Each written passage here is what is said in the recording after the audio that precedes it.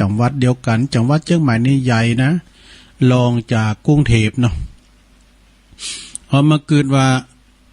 เดินทางจากดอยเต่าอมก๋อยไปถึงสูงสุดไปถึงแม่อายเนาะ แม่อายบนนะตาตอนบนนะโอ้ยไปปิ้นจัดไก่บนเนอะพื้นที่ของจังหวัดเชียงใหม่เนี่ยกว้างขวางติดต่อกับชายแดนวันนั้นวันนี้ก็มาปบมาปะกันแถมแล้วสถาบอกตั้งลายเนาะซึ่งก็มีรายการตีตุลุงคุ้นคว้ามาก็ดีวันนี้ก็เอาธรรมของหลวงปอบุญปันตุอุ้ยเฮาเปิ้นได้สูงมาคือตุลุง3ผูกด้วยกันเตดไปแล้ว2ผูกแล้วนะ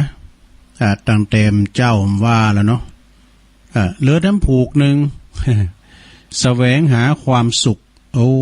ผูกนี่โมนเนอะสถานเนอะเตดง่ายด้วยผูกที่ผ่านมาก็โมนเหมือนกัน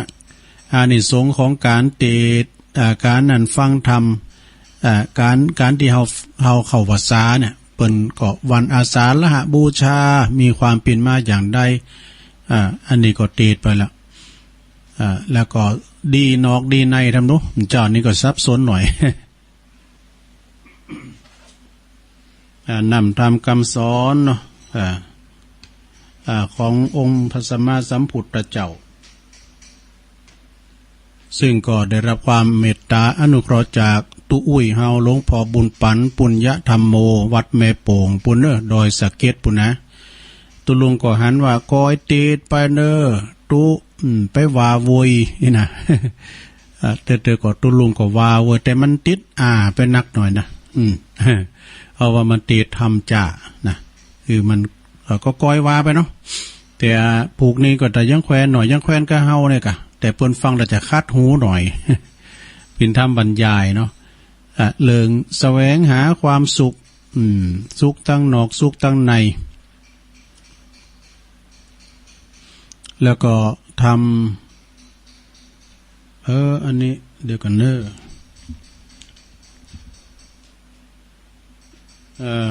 แสวงหาความสุขกับแม่นะกันเนาะเรียกว่าอันซ้ำอันเจ้านะไกแม่นะซึ่งก็ในธรรมนั้นก็เปิ้นพรรณนาหลายอย่างเนาะธรรมะอันเป็นคำสอนขององค์พระสัมมาสัมพุทธเจ้าธรรมะสาระธรรมะเปิดชีวิตธรรมะเปิดสังคมเฮานี่นะอย่างปาลมีปัญจันวันนั้นก็ของคณะศรัทธาจากวัดไฟวัดเสาหินตำบลศรีโบบานเนาะ เพิ่นก็ส่งมาแล้วก็มีของอาจารย์เพลินพิษทิพย์พฤกษ์อันนี้ทำมาไล่โผดโลกตุลุงเตียนหัวหน้าเปิ้นเขียนมาดอกเขียนว่าศรัทธานั้นเหล่าไม้มีอาจารย์เพลินพิษทิพย์พฤกษ์จากบันแป่นเปิ้นก็ตานทำมาปล่อยวันหน้าวันหลังกันเด้อคอยตีดเนาะแต่ที่หลวงพ่อมานิตตุลุงมานิตเปิ้นบอกว่าเอาตามอานิสงส์เข้าภาษากับตุลุงเนี่ยความจริงก็ดีนะแต่เอาวันต่อไปเนาะตุลุงเนาะ มันจะมีตัวเดียวเอาไว้นัดหนาแท้ไหมกะขอจะได้หูว่าอานิสงส์การเข้าภาษาเนี่ยพิจารณาเอาก็มาฟังกันเอาไว้วันต่อไปวันนี้ก็สราญาโยมจะได้ยินเสียงบ่ล็อกก็แก๊กพองเนิดตังลุมในสลาเปิ้นปัดไม้สดเด็กก็ได้ยินเสียงเลยโยนพองได้ดินะเปิ้นปัดไม้สลาอยู่ตั้งลุมนี่ขณะตัวลุงปิดกับจุกหมดแล้วนะแต่เครื่องมันดังได้ เครื่องเงินเลยไฟฟ้าก็วันนี้สราญาโยมทั้งหลายรถตู่มาทำการหนึ่งก็ปุ่นไปทางปุ่นเนอะทางถาดปุ่นเนอะใส่สุดเหลืองมาหมดนี่ตานเตน ไปทางปุ่นทางหลวงพ่อปุ่นตัวลุงถึงวาง เจ้าก่อนท่านนายกแล้วก็เทศบาลตำบลสันติสุขโดยมีท่านนายกสุเมธชมพูศรีแล้วก็ตั้งท่านรองเขาตั้งเจ้าหน้าที่สทมากันจัดลายเนอะรถตู่รถจิบรถเก๋งกันเปิดมาตานเตนวันนั้นก็ได้ยินเสียงจากกันจากท่านพระครูวรธรรมนาถตุปีสมศักดิ์เฮาเปิ่นก็มีการหล่อเต้นประจำตำบลด้วยนะ 2-3 วันที่ผ่านมาเนี่ยเปิ้นหล่อเต้นประจำตำบลคือตำบลคณะสงฆ์เนี่ยเปิ้นโลมกัน รวมกันที่ว่าจะได้หล่อเต้นแต่เปิ้นก็เอาไปตามในวัดในตำบลจ้าเนาะโดยมีคณะสงฆ์ตำบลสันติสุขก็ท่านพระครูสุคนบุญญากรนะท่านพระครูเปิ้นเป็นเจ้าคณะตำบลแล้วก็ต่างคณะสงฆ์ในตำบลเปิ้นก็ปิ้นกันเอากันปิ้นกันแต้แต่ปีนี้ในทางตำบลโดยหล่อนี่เฮาไม่ได้หล่อเต้นเตอนะซื้อไปปิ้นหลิมไปตานไปก็ปิ้นตีเรียบร้อยเนาะตานไปเมืองนานพุ่นน่ะฉะนั้นก็เทศกาลบัดเดี๋ยวนี้แต่ละวัดเพิ่นก็รอรับเตนก็กำลังจะกระเตืองขึ้นมากันเนาะ ในวัน2วันเนี่ยเนาะผูกก็เป็นวันหอแล้วในสถาวันโกนแล้วผูกเป็นวันที่เขาจะได้หอขนมหอดาโคที่จะไปวัดไปวากันซึ่งก็จะเป็นวันศีลก็วันที่5เนาะวันอาสาฬหบูชาซึ่งก็จะเขาจะได้ไปวัดไปว่าใส่บาตรหยาดปกไปอาบน้ำฟังธรรมกันเนาะแต่ละศีลก็มีพันเนนเทนน้อยเตดน้ำเตดธรรมหือการฟังนะศรัทธาญาติโยมทั้งหลายเพราะนั้นวันนี้ก็ศรัทธาญาติโยมตั้งเทศมนตรีเทศบาลตำบลสันติสุขโดยการนำของท่านนายกท่านรองนายกท่านสทเปิ้นมาตานเตนด้วยโอ้วันนั้นก็มาเป็นกระลึกอึกนาเนอะคณะสงฆ์แล้วก็คณะศรัทธาจากตำบลยางคราม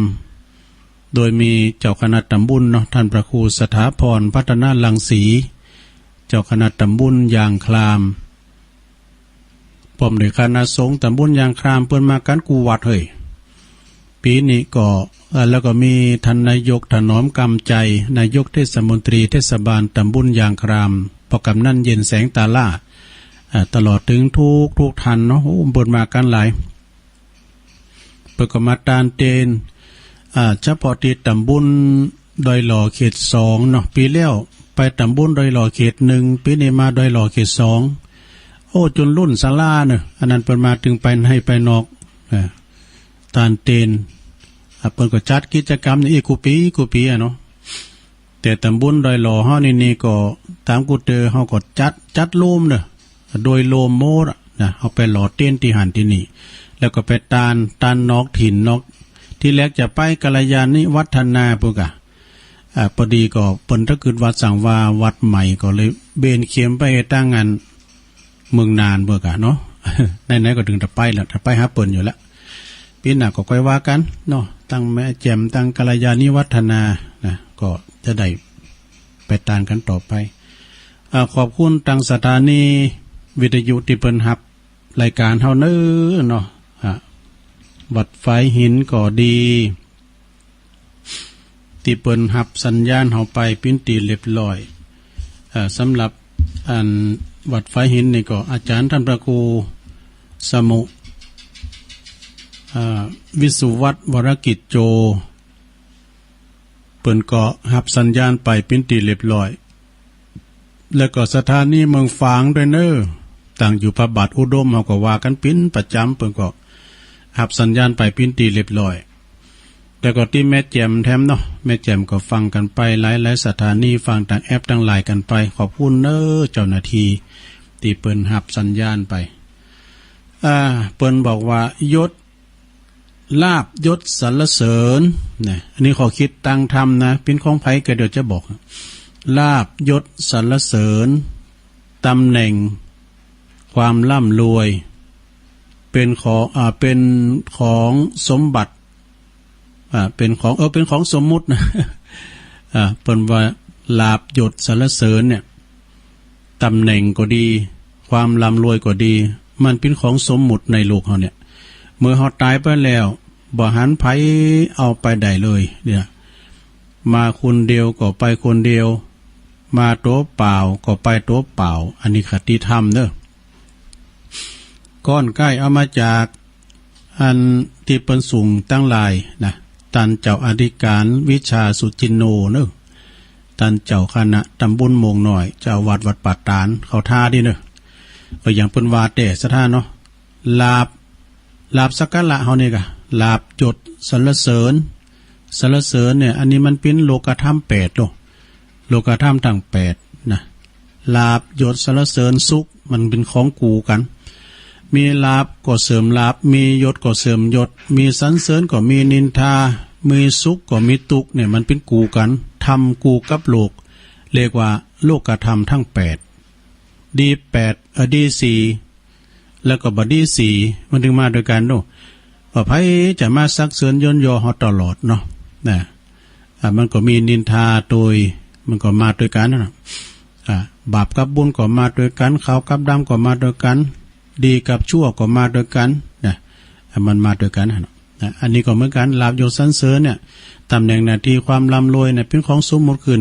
มาในโลกนี้ทั้งนั้นเนาะและเวลาเฮาลุ่มหายใจจากไปเอาไปมันได้สักอย่างนะเขาของเงินคำสัมปติเขาของเงินทองที่เฮามีเฮาหามาได้ก็เอาไปตัวมันได้นะบุญกุศลน่ะเนอะที่จะได้ส่งยู่เฮาไปสู่โลกหน้าปัจจัยเงินทองก็เอาไปตัวมันได้เลิกสนไหลนาสมบัติภาษาฐานทรัพย์สินสลิงคานก็เอาไปตัวมันได้สักอย่างกรรมที่เปิ้นเขียนมาเนาะของอาจารย์ท่านเจ้าดีการวิชาสุจินโนวัดปัตตานท่านเจ้าคณะตำบุญเนาะอะไรมีแฮมอันนะเปิ้นก็บอกไว้นะไผจะไปก้านปัญหาเด้อเปิ้นเขียนมาใหม่ๆเปิ้นส่งไลน์มาพายุมีไว้ฝ่าปัญหามีไว้แก้แม้เป็นเวลาที่แย่ๆแต่ที่แน่ๆมันจะผ่านไปเองนี่สดาญาติโยมทั้งหลายเนาะพายุนี่ไว้ฟันฝ่านะพายุก็คือลมวายโยวาตภัยวายโยนี่นะก็มีไว้ฟันฝ่าเข้าไปอย่าไปท้อถอยอีนะเนาะปัญหาก็มีไว้แก่นะบางทีเฮาแก้ปัญหามันตกก็เลยขี้คายให้คุณต่างข้างเคียงเปิ้นจะแก้ปัญหาได้ปัญหามีไว้แก่และแม้แต่เวลาเนาะเวลาแย่ๆหรือว่าตีแน่ๆมันก็จะผ่านไปนะฉะนั้นสดาญาติโยมทั้งหลายคุณห้ามเดี๋ยวนี้กึดบัดตกนะกึดจะได้ถือมันตกมันกึดไปมันกึดบ่ออกกึดบัดตกก็เลยไปทำลายตัวเองอัตตนิบาตกรรมนี่นะเปิ้นว่านะจะไปกึดเสียนศรัทธาญาติโยมพอโลกมันกว้างๆลองขึ้นมาพอด้อยหน่อยแล้วปุดตู้ขึ้นมาพอด้อยหน่อยในปุดตู้เป็นว่ากว้างพอข้ามน้ำปิงไปก็หันวัดหันว่าหันผมจะว่ามันมีหมอกหนาแข้งหัวเขานะ มันก็ยังกว้างขวางอยู่โลกเฮาเนี่ยอาจจะไปตัดช่องหน่อยแต่พอโตนะโอ้ยุคตีผ่านมาเนี่ยนะนักเนื้อศรัทธาเนี่ยจะไปกึดหน่อยอกมองใจจะไปทอดแท้ทอดถอยพอสัตตาลิสานเนาะมันก็ย้ำกึดนะ ก็เอาก็ว่าไปเนาะเพราะนั้นศรัทธาญาติโยมจะไปอันทอดแท้นะคือมีปัญหาไว้ให้แก้ปัญหาไปต่อไปนี่ศรัทธาญาติโยมทั้งหลาย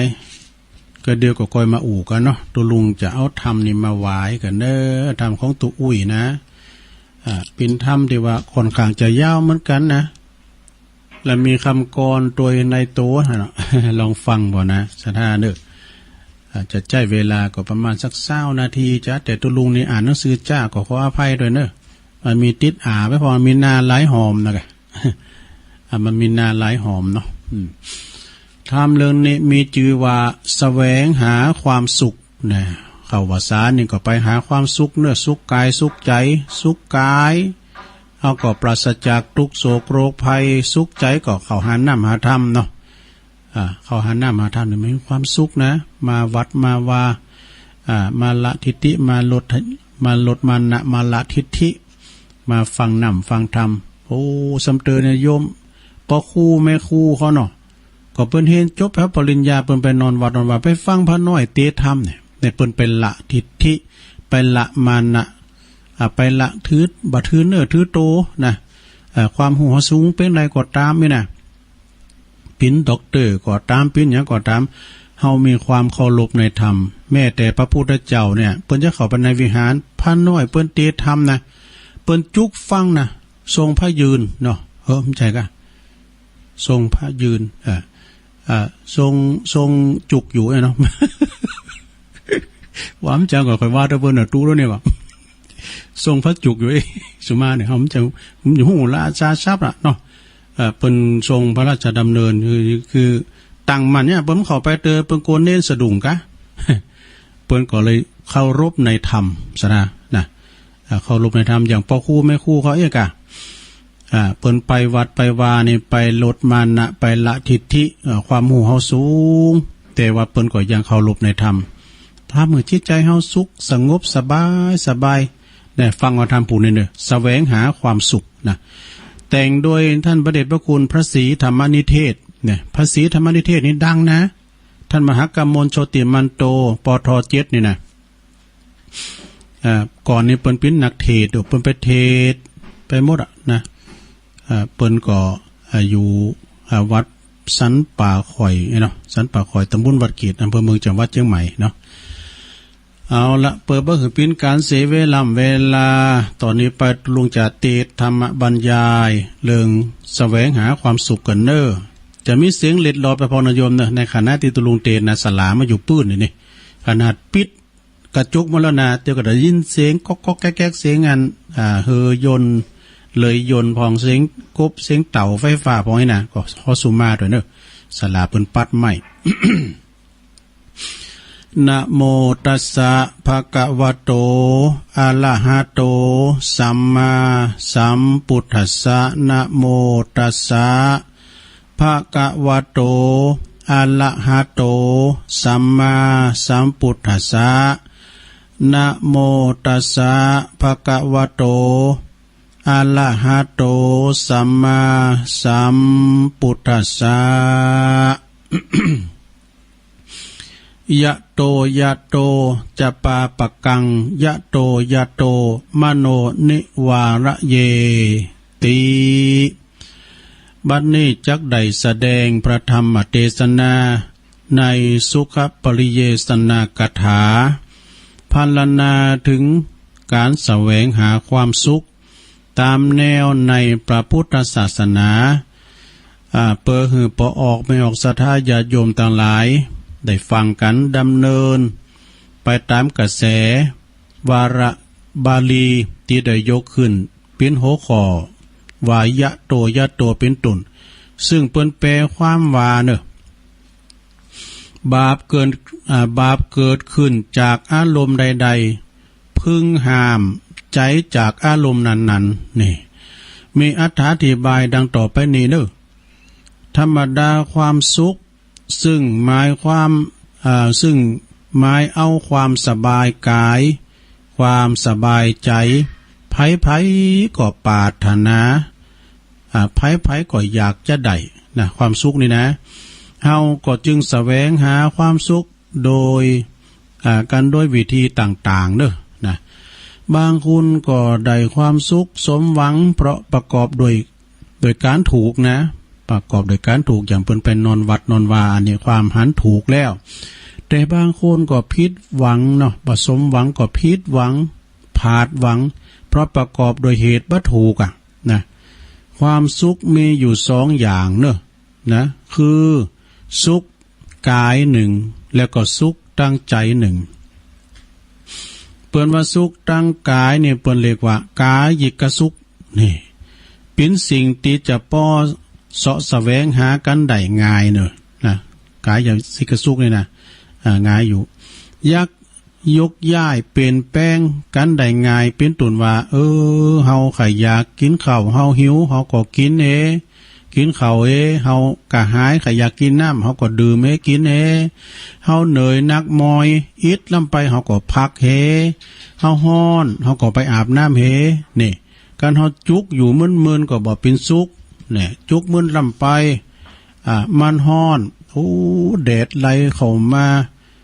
แดดส่องหน้าส่องตาเขาก็ย้ายจากที่หันไปอยู่ที่หันนะย้ายตรงโน้นนะว่าฝนตกแท้หมอนะตกก็เข้าห่มฝนจะตกใส่โหอันนี้ก็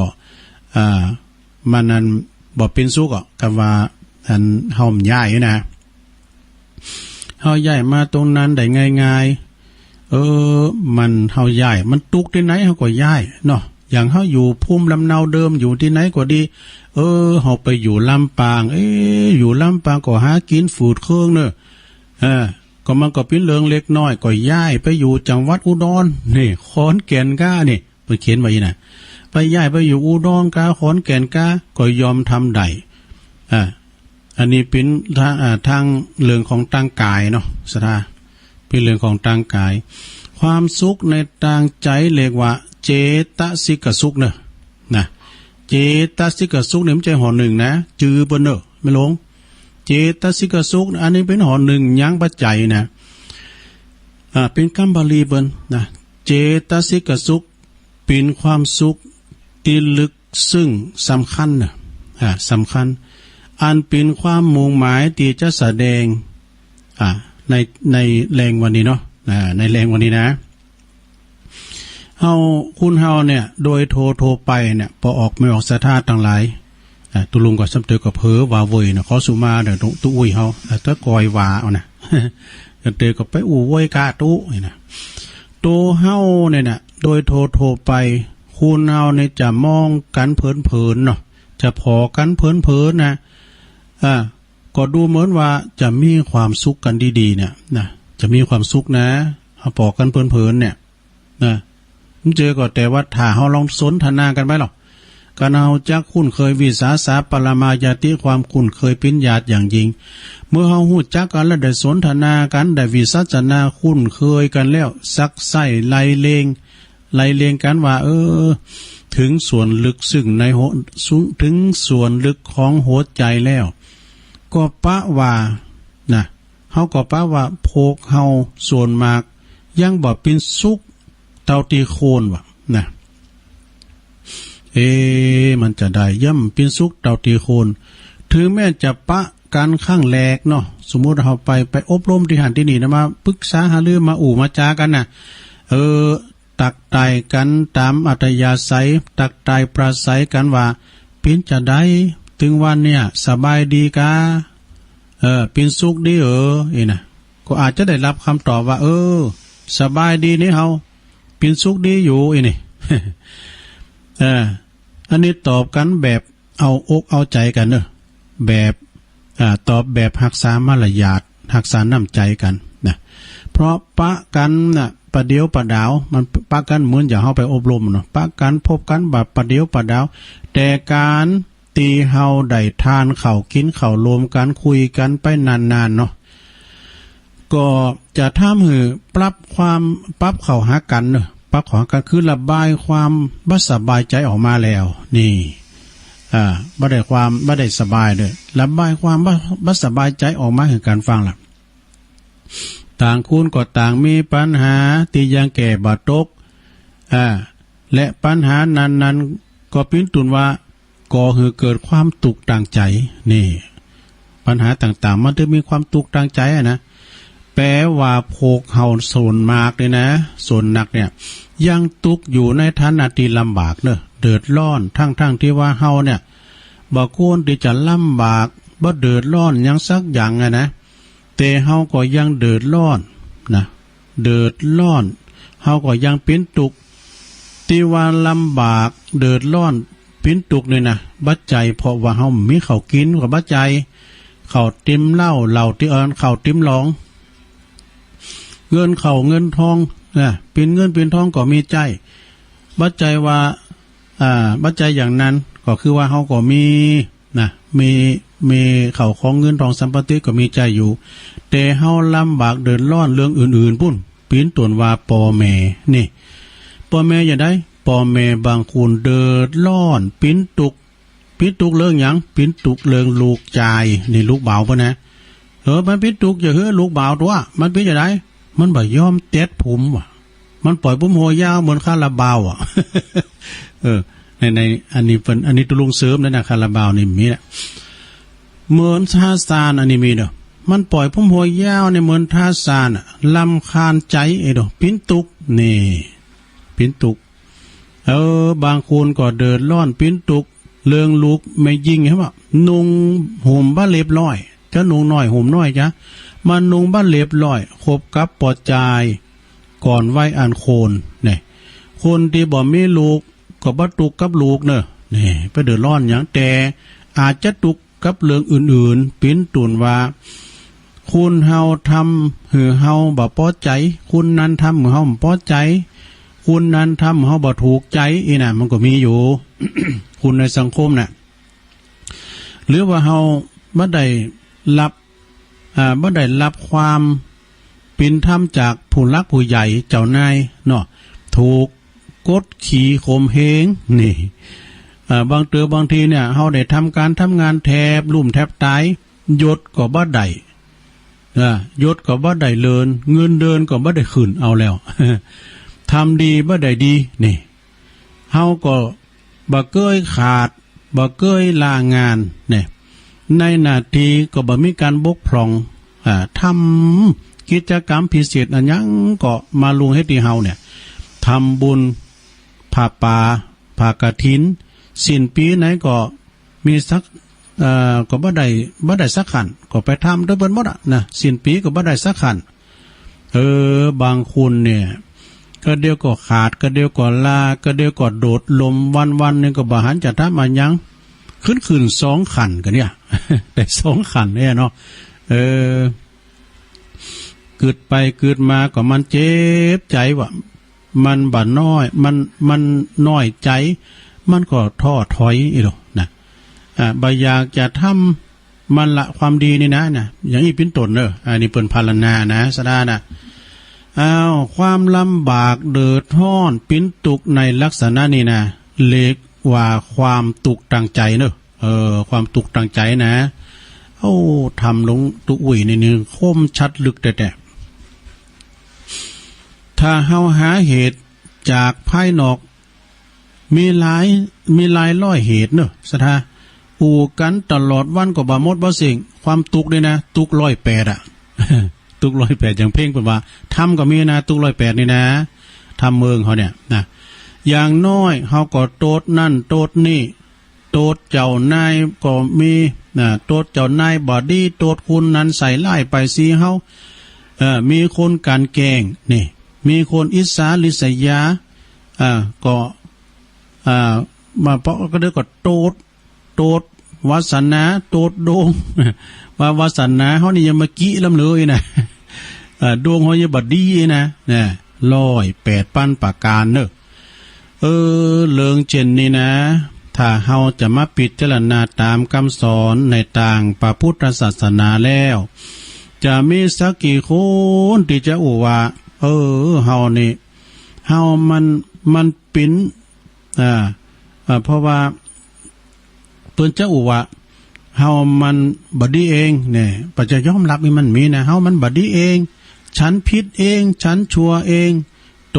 ดของฉันเองเนี่ยโตดของฉันเองก็จะหันได้ว่าเรื่องที่กล่าวมาเนี่ย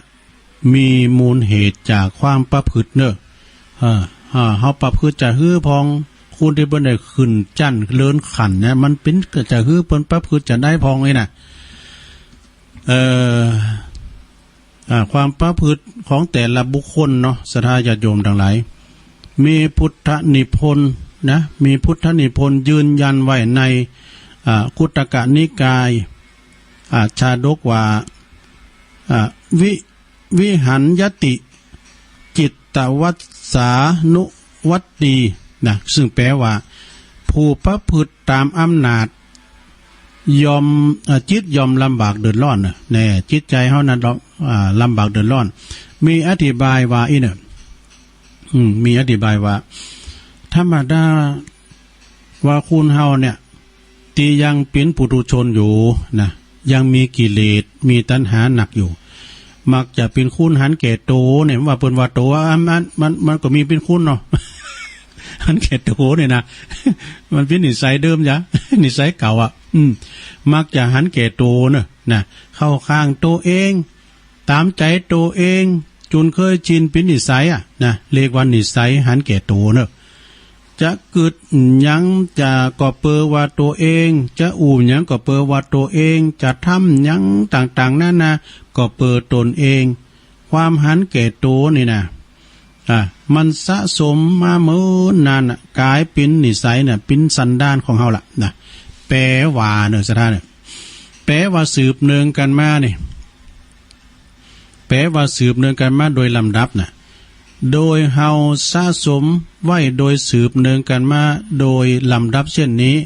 อย่างนี้นะจึงเป็นเหตุให้เฮาตามใจตัวเองนะเฮาตามใจตัวเองได้นะกันไผว่าวันนี้เฮาไปเว้ยเปิ้นไปบ่อนกันวันนี้เฮาไปเว้ยเฮาไปได้น่ะชนะตัวเองเด้อ ชนะตัวเอง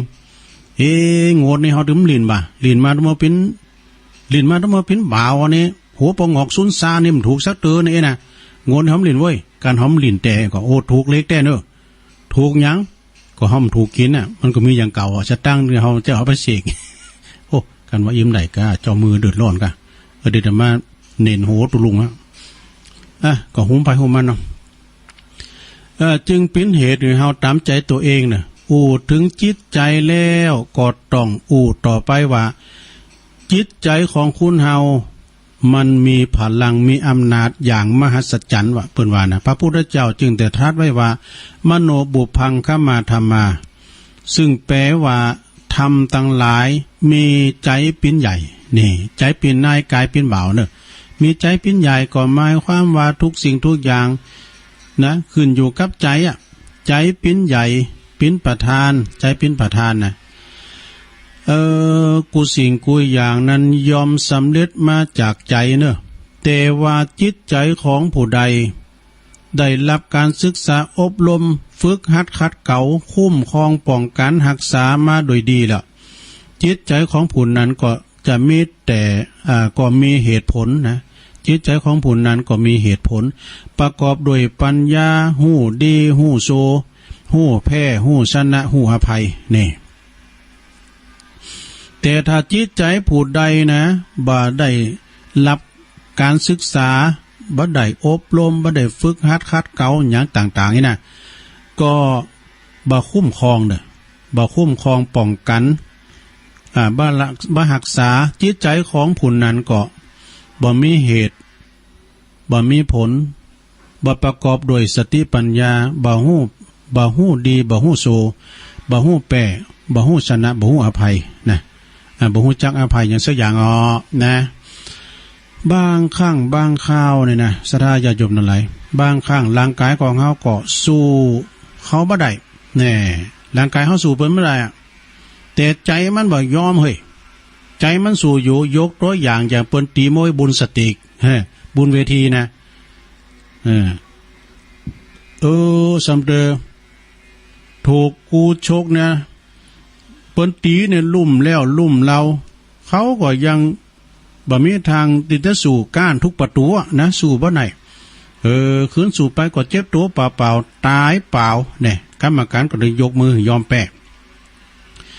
แต่ก็ยังบ่ยอมแพ้เนอะบ่ยอมแพ้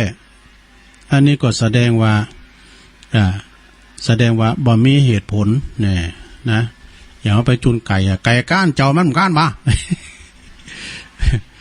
ยิ่งไปกว่านั้นนะบุคคลบางคนเนี่ยศรัทธาญาติโยมทั้งหลายมีความอยากมีความต้องการอยากได้อย่างนั้นอยากได้มีอย่างนี้อยากปิ้นนั้นอยากปิ้นนี้นะจริงความต้องการเนี่ยเป็นวิวัฒนาการของจิตเนอะโอ้หมอนั่นซื้อมือถือใหม่บรรทุกเลยกูกันนี้เรียกว่าตัวเบอร์นี้ แต่คุณเฮาเนี่ยจะได้ยังนะก็ควรจะเกิดมีเหตุผลมีเหตุผลว่ากวนก่อถ้าเฮาจะไปจะหือมันออกโดยบ่มีขอบเขตนะจิตใจเฮาเนี่ยโดยบ่มีเหตุผลมันก็อยากบ่มีสิ้นสุดเนอะใจเฮานี่นะมันก็อยากทิกๆการไปกาดก็อันนั้นก็ขาได้อันนี้ก็ขาได้มันรอหูรอตาเดี๋ยวก็สามอันนี้ขาได้ก็สอบติ๊กเนาะสตังเนี่ย อันใดก็ใครซื้อนะเนาะความต้องการของคุณเนี่ยมันมีสิ้นสุดเนอะบางทีมันก็อยากโดยบ่มีเหตุผลนะอยากได้อยากต้องการโดยบ่มีเหตุผลความต้องการความอยากของคุณในโลกกับสิ่งต่างๆก็บ่มีในโลกนะที่มีอยู่ในโลกมันเดินกันคนละต่างนะ เดินต่างโซนการตึงงานมีน้อยก็ต้องการสิ่งได้ก็บ่ได้สิ่งนั้นก็เพราะฉะนั้นเนี่ยศรัทธาพระพุทธเจ้าจึงได้ตรัสไว้ว่าในเปิ้นตรัสไว้ในธรรมจักกับปวัตนสูตรเปิ้นว่าไว้ว่าน่ะยัมปิฉังนรปฏิตัมปิทุกขังอยากได้สิ่งใดบ่ได้สิ่งนั้นอันนั้นก็เป็นทุกข์นี่แต่กะก็ได้แต่ก็ได้แต่แล้วมันได้ก็เป็นทุกข์แท้หมอข้าได้อยากข้าได้สิ่งบ่ข้าได้สิ่งนี้แต่กลับมาได้สิ่งนี้ก็เป็นทุกข์แท้หมอสิ่งนี้ผมจะต้องการแต่นี้น่ะผมข้าได้มันกลับมาได้อันนี้ก็เป็นทุกข์แท้หมออันนี้เฮาก็จับตัวการได้แล้วเนาะคือกิเลสใจว่าสิ่งที่ทำให้เฮาต้องลำบากเดือดร้อนปิ้นตุกก็คือตัวก็คือ2ตัวนี่แหละนะอยากได้สิ่งนั้นก็ปิ้นตุกไม่ได้สิ่งนั้นก็ปิ้นตุกเลยนะคืออยากได้สิ่งใดบ่ได้สิ่งนั้นบ่อยากได้สิ่งนั้นก็ซ้ำมาได้สิ่งนี้นี่นะอันนี้แหละคือตัวปัญหาเนอะตัวปัญหาที่มีอยู่ว่าสิ่งที่เฮาอยากได้นั้นถ้ามันถูกเหตุถูกผลมันควรได้นะมันก็ต้องได้นะแต่ถ้ามันบ่ควรถูกแต่ถ้ามันบ่ถูกเหตุบ่ถูกผลมันบ่ควรได้มันก็บ่ได้นะเพราะฉะนั้นพระพุทธเจ้ากำลังได้หน้าเดียวเนอะสะดาเนอะจะเย็นๆไว้เพราะฉะนั้นพระพุทธเจ้าของเฮาจึงได้ตรัสสอนให้พุทธบริษัทวางจิตวางใจของตนให้อยู่ในอำนาจของความประพฤติเนอะบ่หือประพฤติตามอำนาจจิตนะคือบ่ทำหยังตามอำเภอใจบ่ตามใจตัวเองบ่ทำหยังตามอำเภอใจเพราะพูดตีประพฤติตามอำนาจจิตยอมลำบากนะยอมนะยอมลำบากเฮาอยากคือฝุ่นตกตกมาฝุ่นเป็นเจ้าเป็นนายของตกมาน่ะแต่มันบ่ตกแสดงว่าเฮาประพฤติตามอำนาจจิตแล้วดูนะมีหลักฐานยืนยันในตีหลายแห่งที่พระพุทธเจ้าได้ตรัสเกี่ยวกับเรื่องจิตเช่นจิตตังสุตตังสุขาวหังจิตตีคลุมคุ้มครองดีแล้วนำสุขมาหือนะจิตใจของเฮานี่นะมันคุ้มครองเฮาก่อนนำสุขมาหือจิตตังทันตังสุขาวหังจิตตีฝึกดีแล้วยอมนำสุขมาหือเหมือนกันนะจิตตัสสะธรรมโถสาธุการฝึกจิตเป็นการดีนะสจิตตมะนะมนุษย์รักขะนะบุคคลพึงตามหักษาจิตของตนจิตตังรักเขถะเมทาวี ผู้มีปัญญาพึงหักษาจิตเนอะจากหลักฐานที่ยกมาอ้างอิงเนี่ยบ่งหือชัดเจนเนาะบ่งไว้ชัดเจนต้องคุ้มครองจิตบ่หืออยากนอกลูนอกทางนี่ต้องฝึกจิตหือมีความอดทน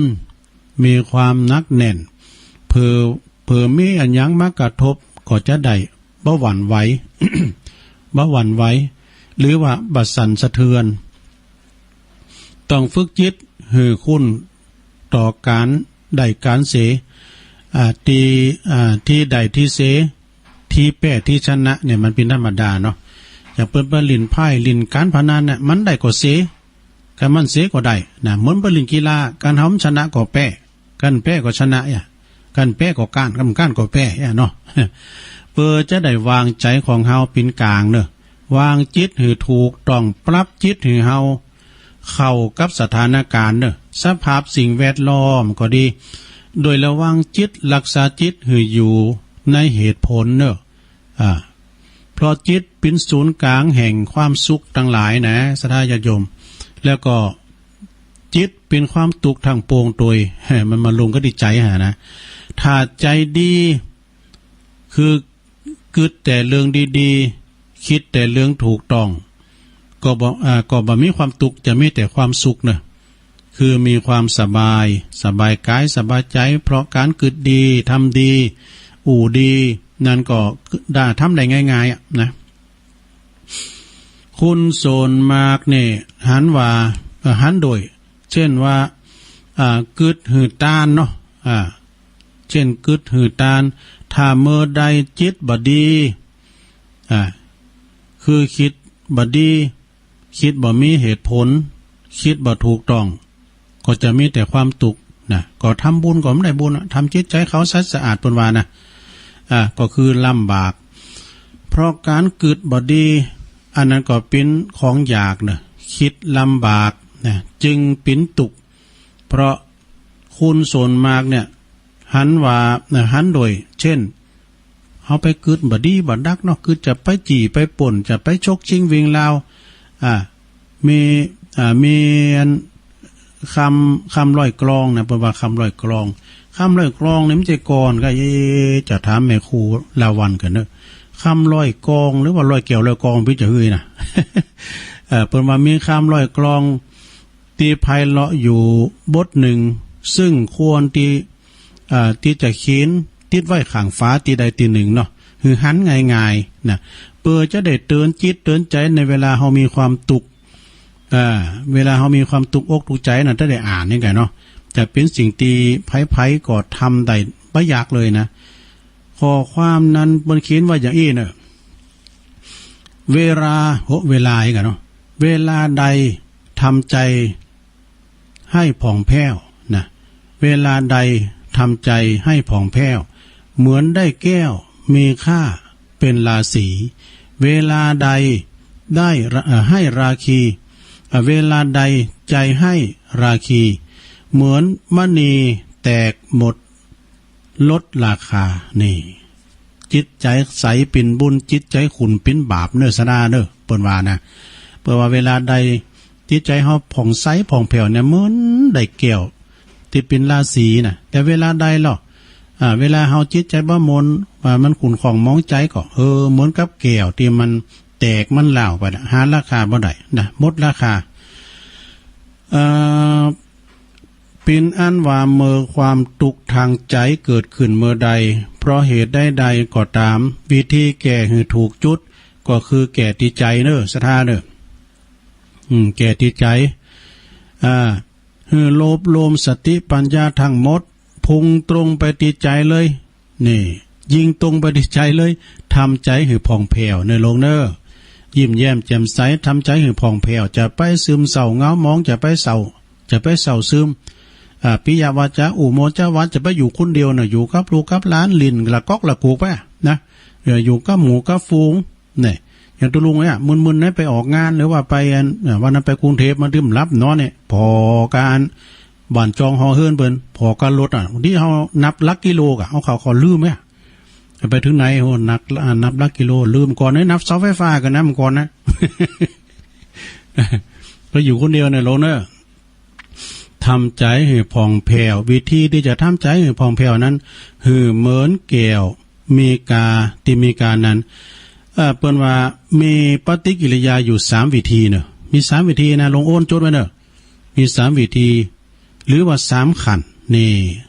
มันก็อย่างเขาเห็นขั้นชั้นปฐมนี่ชั้นปฐมนี่พื้นฐานเนาะชั้นปฐมชั้นมัธยมกลางแล้วก็ชั้นอุดมนี่สูงสุดชั้นปฐมเปิ้นคือเยอะชั้นปฐมเปิ้นมีวิธีหนีเด้อหนีจะไปอยู่ไกลหนีหยังลองฟังพอโดยนำเอาพุทธวจาที่ได้ยกขึ้นในนิเคปบทเบื้องต้นมาว่าคือบาปเกิดขึ้นอารมณ์ใดๆห้ามพึงห้ามใจจากอารมณ์นั้นๆนี่คืออารมณ์อันใดทำให้เฮาเป็นตุกหม่นมองนี่นะต้องถอนใจจากอารมณ์นั้นย้ายความคิดเปลี่ยนจิตตัดใจนะจากอารมณ์นั้นทันทีอย่าเอาใจไปเกี่ยวข้องอยู่กับอารมณ์นั้นอย่าเอาใจไปมกมุ่นคุ้นคิดในอารมณ์นั้นเพราะยิงจำยิงคิดยิงจมยิงขมขืนนี่อย่าไปคิดถึงคุณตีหักถึงคุณตีจังอย่าไปคิดถึงความหักความชัง แม้กระทั่งสิ่งที่ทำให้เกิดความหักความชังความชอบความบ่ชอบก็ดีลักษณะอย่างนี้เรียกว่าหนีนะหนีเนี่ยมันใจว่าหนีแลนหนีมันใจนะคือหนีเสียจากอารมณ์นั้นๆนะไปคือถึงมันจะมาเด้อนี่นะจะมาเดินไปคือถึงมันนี่นะอันนี้เป็นปฐมเนอะจันปฐมเนอะจอยหือบางจอยหือใดพองอย่างน้อยก็ทำให้ใจเฮาสงบพองจะมีความเบาใจขึ้นมาพองบ่นักอกนักใจบ่นักอึ้งจนเกินไปนะคือเมื่อเฮาถอนใจจักใจออกจากอารมณ์นั้นแล้วก็เอาใจไปวางไว้ตีมันเย็นนะโยมเนาะเย็นอกเย็นใจเย็นแล้วเย็นแถมฮูลาเย็นแล้วเย็นอีกฮูลาส่วนว่าจันมัธยมเนาะนี่จันมัธยมสอนท่านสอนให้เอาใจไปวางไว้ที่อารมณ์อันสบายนะคืออารมณ์ที่บ่มีปิดแก่จิตใจจะนึกจะคิดจะนึกถึงไผก็ได้จะนึกถึงหยังก็ได้ถึงจะนึกถึงบุคคลถึงบุคคลที่เพิ่นได้สร้างคุณงามความดีมาแต่เก่าคุณนั้นก็ต้องมีคุณงามความดีที่เฮาเกิดถึงนั่นนะที่เฮาเกิดถึงน่ะอย่างยอดยิงเลยนะก็คือบ่มีความบกพร่องหาคำติตำหนิบ่ได้นะยกตัวอย่างเฮานึกถึงคุณของพระพุทธเจ้าสดาเนาะนึกถึงพระคุณของท่านโดยใคร่ครวญว่านะโดยใคร่ครวญว่าถ้าเฮาอูดถึงปัญญาเนี่ยบ่มีไผในโลกจะมีปัญญาเทียบเท่ากับพระพุทธเจ้าได้ทำแล้วไผจะหู้หยังจะคุ้นปะหยังก็บ่สามารถก็บ่สำคัญเท่าพระพุทธเจ้าหู้อริยสัจครบคุ้นปะอริยสัจจะทำสี่อูดถึงความบริสุทธิ์ก็บ่มีไผที่จะมีในโลกนี้นะจะบริสุทธิ์เท่าพระพุทธเจ้าโดยโทไปเนี่ยคนในโลกเฮาเนี่ยมีความโกรธมีความหลงมีความหักชิงชังเนาะมีความโลภความโกรธความหลงมีความหักมีความจังพระพุทธเจ้าบ่มีความโลภบ่มีความโกรธบ่มีความหลงทรงพ้นไปจากความหักความชังทั้งสิ้นนี่บางคนคนส่วนมากเนาะคนส่วนมากถ้าจะหักนี่นะคนส่วนมากถ้าจะหักก็เพราะหันแก่โตนะก็เพราะหันแก่โต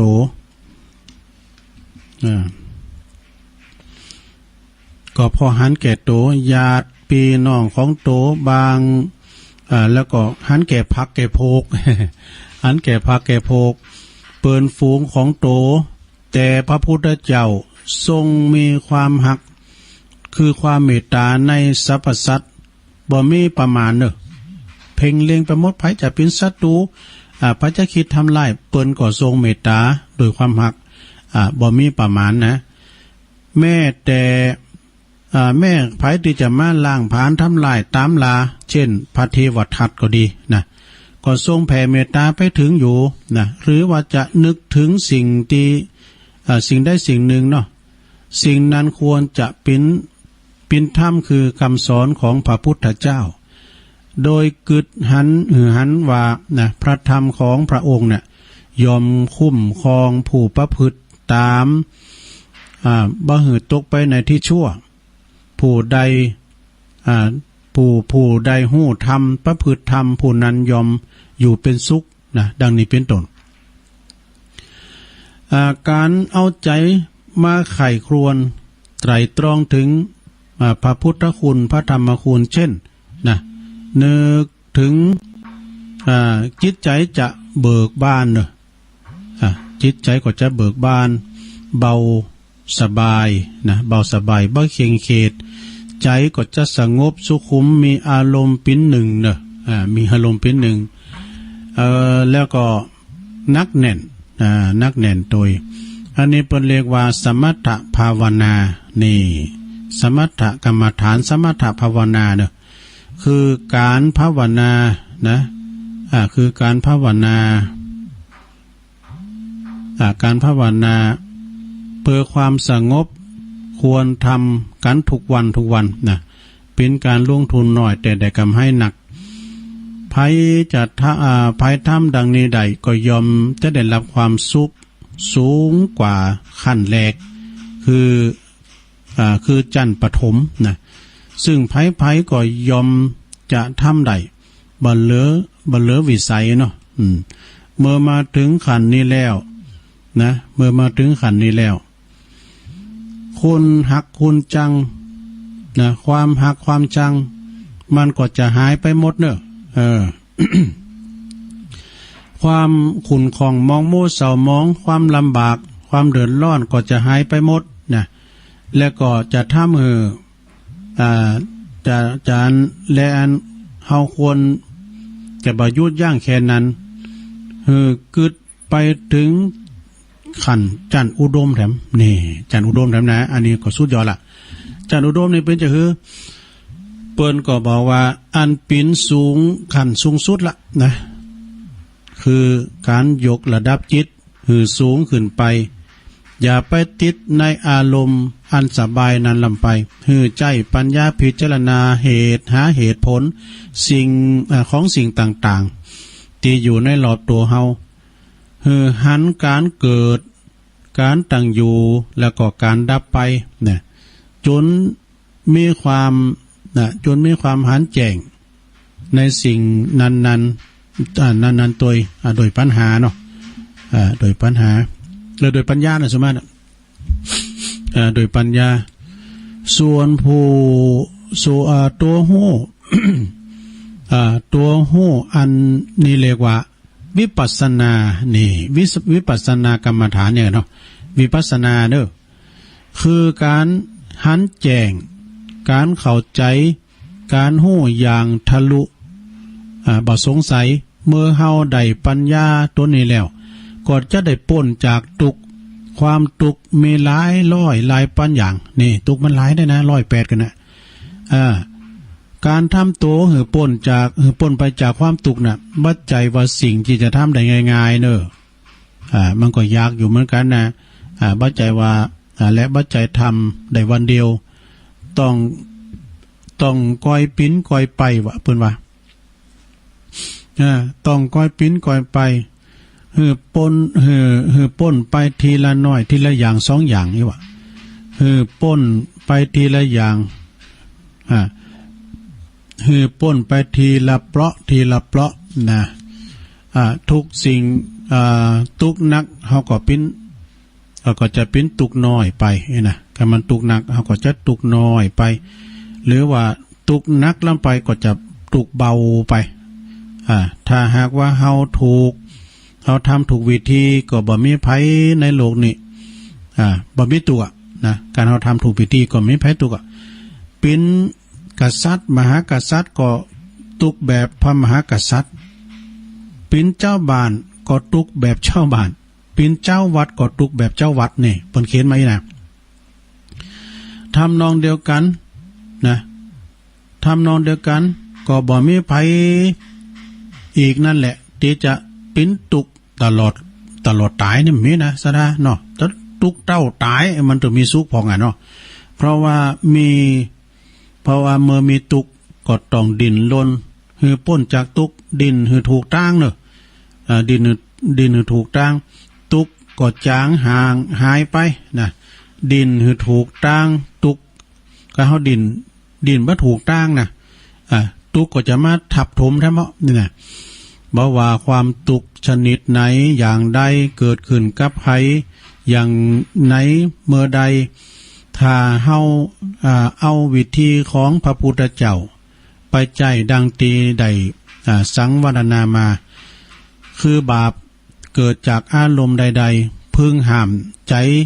เสียจากอารมณ์นั้นๆนะแล้วใจของเฮาก็จะวางเปล่าในอารมณ์อย่างอันสบายเมื่อใจเฮาสบายสงบเบาปลอดโปร่งแล้ว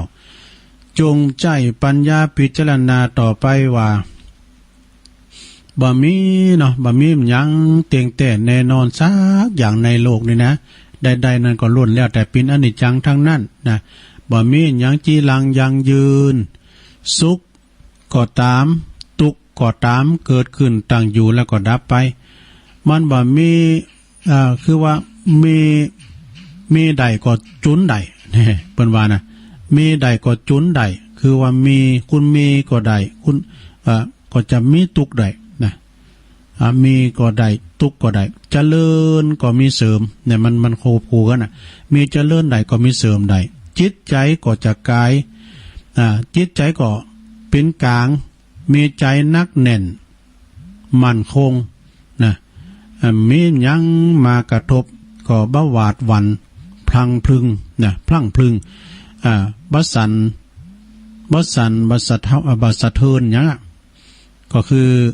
จะเป็นคำสอนของพระบรมศาสดาเนอะพระบรมศาสดาสมดังบาลีที่ยกมาในนิเคปบทเบื้องต้นนะว่ายะโตยะโตจะปาปะกังยะโตยะโตมโนนิรยาเตนิวาเยนิวารเยท่านทั้งหลายสาธุชนทั้งหลายจงนำไปพิจารณาเลิกคัดสรรนำไปปฏิบัติก็จะเกิดเนาะก็จะเกิดประโยชน์และก็ความสุขสืบไปเนาะดังที่ตุลุงได้แสดงพระธรรมเทศนามานะในการอันปินติสุดนิแห่งพระธรรมเทศนาอันอัตมาภาพอันขออาราธนาคุณของพระศรีรัตนตรัยคือพระแก้วเจ้าทั้ง3ประการแล้วก็บุญกุศลที่ท่านทั้งหลายได้ปำเป้งมาขอจงอำนวยอวยพรให้ท่านทั้งหลายปราศจากพยานอันตรายเนอะจงประสบสุขสวัสดีตลอดกาลนานเทินขอหยุดที่แสดงขอหยุดที่ลงปงไว้เพียงเท่านี้เอวังก็มีด้วยปากาละชนีสาธุสาธุสาธุโธ่ทุลักทุเลเหมือนกันเนอะตุลุงก็พยายามนะเรียบ2 เตือกันนะเนี่ยซะนะกูมันขายหน้ายำเจ้าเนี่ยกะ ตุลุงก็เรียบ2 เตือกันนะเต็มว่ามาแล้วก็วันนี้กันเนาะเรียบวันนี้พวกนี้จะทำเมืองนะมาเตดนะอาจจะเป็นทำของแม่ครูเพลินพิษนะเพลินพิษทิพพลึกนะทำมาหลายโผดเพราะว่าไก่เข้าวาซาแล้วนะพวกนี้มันมีเวลาหน่อยนะเขาจะได้โยงเข้าบาทไหวพระหับศีลนำดูเนาะ เราจะฟังทำเนอะโผดโมดทำอะไรโผดเนี่ยนะโผดได้กูสิ่งกูอย่างที่ผลได้ไม่หาอย่างเนอะมีคุณที่มันทำอนันตริยกรรมหาอย่างกรรมอันนักข่าปอข่าแม่ข่าพระอรหันตาทำลายพระพุทธเจ้าจุนเลิศห่อไอ้นะแล้วก็ยังสงให้แตกจากกันเนี่ย5 อย่างแน่พระมาลัยโผดใดเนอะนอกจากพระอริยเมตไตรอันจังมาไปน่ะจะโผดใดนะเพราะฉะนั้นวันพรุ่งนี้อาจจะเทศธรรมของแม่ครูเพลินพิษทิพพลึกจากบ้านแป้นตำบลบ้านแป้นอำเภอเมืองเนาะจังหวัดลำพูนเนอะวันนี้ก็ต้องขอกราบขอบคุณในเมตตาบารมีธรรมตุอุ้ยเฮาเนอหลวงปู่บุญปันปุญญธรรมโมเปิ้นก็สูงท่ามาหือตุลูกตุหลานตุลุงแม่ว่าอ่านท่ำจ้าเปิ้นก็สูงมาอยู่ก็เป็นขอคิดดีๆนะเฮาฟังไปแล้วก็เพลินอกเพลินใจทำบรรยายก็มีการหลวงปู่การหลวงปอเปิ้นเอามาเนี่ยนะเอาหอมก็ได้จะหลายผูกตุลุงจะเอาไปไหนนะทำซักหวางนี่ลุงเอามาเตะทั้งหมดเนี่ยวนไปอย่างนี้กะซะสะเตอคุณนึงได้ฟังคุณนึงได้ฟังคุณได้ฟังแล้วก็เพิ่มพูนปัญญาไปแบบนี้กะนะเป็นกิจเลยกิจทำอย่างน้อยๆนะอย่างว่าเปิ้นสูงมาตุลุงจะเอาขวางเก็บข้อมูลไปหมดศรัทธาญาติโยมทั้งหลายเนาะเพื่อความที่ว่าเฮาเอามากำตึกกำเนี่ยมันที่เปิ้นสูงมาหรือว่าเฮาไปหันในลายของอย่างหังแม่เดินเพนแม่จันเขาเนี่ยตุลุงก่อนถึงเก๋ว่าจะดีนะเดียวกันเนอะอาจจะเอามาพอทำกล้ามนะคนเขียนว่าจะดีนะแม่เดินเพนนะเอาเนี่ยว่าทั้งหน่อยเวลาเขาไล่ดูนะเวลาเขาไล่อยู่ใจเย็นๆ วันนี้ถึง6 โมงนะ วันลินได้ คือเดียวก็เดินรอดเนี่ยอย่างว่านาหิมฟ้าวกับโฟโต้กันมีแม่จันนะโฟโต้โอ้ตุลุงว่าเสียเกียรติกันนะ ไปเบียดปังเวลาบ่น่ะแต่ไปถึง7 โมงบ่นั้นมันฟังไต่ฟังเนออย่างนี้เอ้ยคนเฒ่าจะเมาถึง7 โมงบ่เพิ่นว่าโฮมล่ำกันมีแม่จันกับโปโตฟ้าวกาโปโตขอบคุณแม่จันเนอะแม่จันเลื่อนใสเอาคติธรรมนะเอามาทำกรรมของแม่เดือนเพ็ญนี่มาวนทำกรรมอ่ะค่ะเวลาทำหน่อยเนี่ยผู้ก็เอาทอนิทานของอาจารย์ชัยทองคันมาทำกรรมเกินพวกนะเวลามันเหลือนะ3 อย่างที่ผ่านไปแล้วเรากลับคืนมาไม่ได้นี่ยังก็มี3มั้งนะเกี่ยวเจ้าตั้ง3ก็มี3 อย่างนี้มีอย่างที่เขาเอาคืนมาไม่ได้คือ1เวลาดูแต่เจ้าตัวลุงเขาเวลา3 โมงน่ะคืนไปบ่ได้แล้วนะเดี๋ยวนี้4 โมงไป7 นาทีแล้วนะสระชั่วโมงไปแล้วนะเนี่ยเวลาเนี่ยโอ้เวลาความสุขเนี่ยมันยังมาผ่านไปเวยล้ำเหลือเนี่ยแต่เวลาความทุกข์เนี่ยมันจะนานไปนะอย่างเขานอนหลับอ่ะสระเขานอนหลับนะเมื่อใดมันจะแจ้งให้นะตึงรอกาไก่คันตั้งไก่คันเลยมันยิ้มแจ้งตั้มเดียวไว้นะกันเวลาหอรับเนี่ยยีไปได้สะดุ้งตื่นโหแจ้งแล้วหอยเวลาแนวสื่อมได้เนอสถาส่วนซื้อใดบทโทเอาไปเท่าสักเตือเอาจะอยู่มก25 ปีเนี่ยดูเนาะแต่มันก็ทำว่าใดสถาการพักการนะพักการคือเวลามันกินกูสิ่งกูอย่างเนอะพักการนะ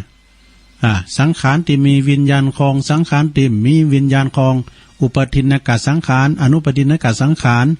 อย่างฮอเฮิรนเดินดามมันก็ทะลุปูปังไปมันมีวิญญาณคองแต่นะมันก็โผก็พังไปแม้แต่หินเขาอย่างต่างๆดอยอย่างกะเนี่ยเปิ้นก็แตกแห้งไปเนี่ยสังขารของคนเฮาก็เหมือนกันมันจะไปมีอย่างยืนอย่างตุลุงเจ็บหัวเข่าเนาะเจ็บหัวเข่าไปเนี่ยเวลาเนี่ยเฮาไข่มันหนุ่มอยู่หันตลอดนี่นะปุดตุ่มก่อนนี่หาบเข่าแบกเฟืองนะปุดโตละอ่อนให้มันเดี่ยมเดียวเนี่ยรู้เขาเยแลครับจางแบกเข่าข้ามน้ำหน้าหุงก็โทษทุกน้ำก่อนนะแบกนอทั้งดอยบ่ได้บ่รู้บาจะบ่ด่านมันเนี่ยหลวงก่อนมันจะมาตุกใบตุกบอดก็แล้วมาสุขสบายยังเป็นตุเลยหนูมันใจสบายอย่างตุนะเนี่ยเวลานี่ขอขึ้นมามันได้2ชีวิตนี่ชีวิตเขาก็ขอขึ้นมาได้นะชีวิตเขาเนี่ยเวลาถึงข้าวเนาะเฮาลุ่มหายตายจากลูกกอดตามเมกอดตามจะมาขอเราช่วยจะไปตายตัวเนื้ออยู่ด้วยกันไปขอชีวิตขอกับพยายามมักจุนหลาดเนี่ยมันได้ย่อเหมือนซะท่าเฮาสัญญาอย่างกูสิ่งกูอย่างนี่เฮายืดหยุ่นกันได้ดูสัญญาทกสปีนี้มันใจตัวเนื้อใจดอกไว้กูนี่นะมันยืดหยุ่นนะกันได้แต่ว่าสัญญามรณะนี่นะภัยมรณะนี่นะมายามักจุนหลาดเนี่ยมันหือเวลาเฮากำหนดมาตรอันจบเวลาแล้วเขาต้องไปนะเขาก็ต้องไปอันเนี้ยชีวิตเขายืมได้นะ3วัยเยาว์เนี่ยเขาจะมันหนุ่มอย่างตลอดมันก็มีเนาะวัยเยาว์เนี่ยนะยามหนุ่มยามเน่นเนี่ยเขาจะมันอยู่มักอายุ15 16 25 26อีกก็มันก็มันได้มันก็เท่าปถึงวันก่อนนี่ว่าคุณเท่านี้ตุลุงแต่อิ่มแล้วก็ใส่เวียนนี่กับเดี๋ยวนี้บ่โทก็เขาจะอยู่เก่านี้เป็นสวแล้วนี่ เป็นมนุษย์เงินเดือนแล้วสู้กับสูมเท่ากะแฮมหน่อยสู้ถึงแต่หู้ก็หู้ไว้แล้วนี่ครบแงบนี่หมาปู่พามครบครบพกเขานี่ ไฟยาวหน่อยสถานเด้อทำอย่างนั่นเหรอเนาะแฮมอย่างหนึ่งสิ่งที่เรา3อย่างที่ส่งผลให้ทำลายชีวิตเรามี3อย่างคือ1โมโหนี่2โอหัง3ใจแคบนี่อันนี้นะสระโมโหนี่นะเปิ้นว่าเป็นไฟดอกขีดใจหินใจป๊อดนะเป็นคุณสะดือหินเมื่อขีดใจหินใจป๊อดขีดเดือดขีดโคตรขีดเกลียดนี่นะมันเป็นไฟดอกโทสักขินี่ไฟมันใหม่ตัวเฮาพอแล้วคุณเฮาเนี่ยนะสถากันว่ามีความโมโหโตโสนี่นะมีความโกรธความเกลียดพอแล้วหน้าดำอย่างป้าบุญจินเนาะ เนาะอย่างตุลุงเนี่ยกะนี่ไปโมโหนะลงเนอจะไปใจหินใจป๊อด มีความเมตตาโมโหเอาเมตตามาเนาะเอาเมตตามาบำบัดจะไปโมโหหรือมีเมตตานี่นะแล้วข้อสองเนอะข้อสองโอหังนี่ยาโสโอหังนะคะ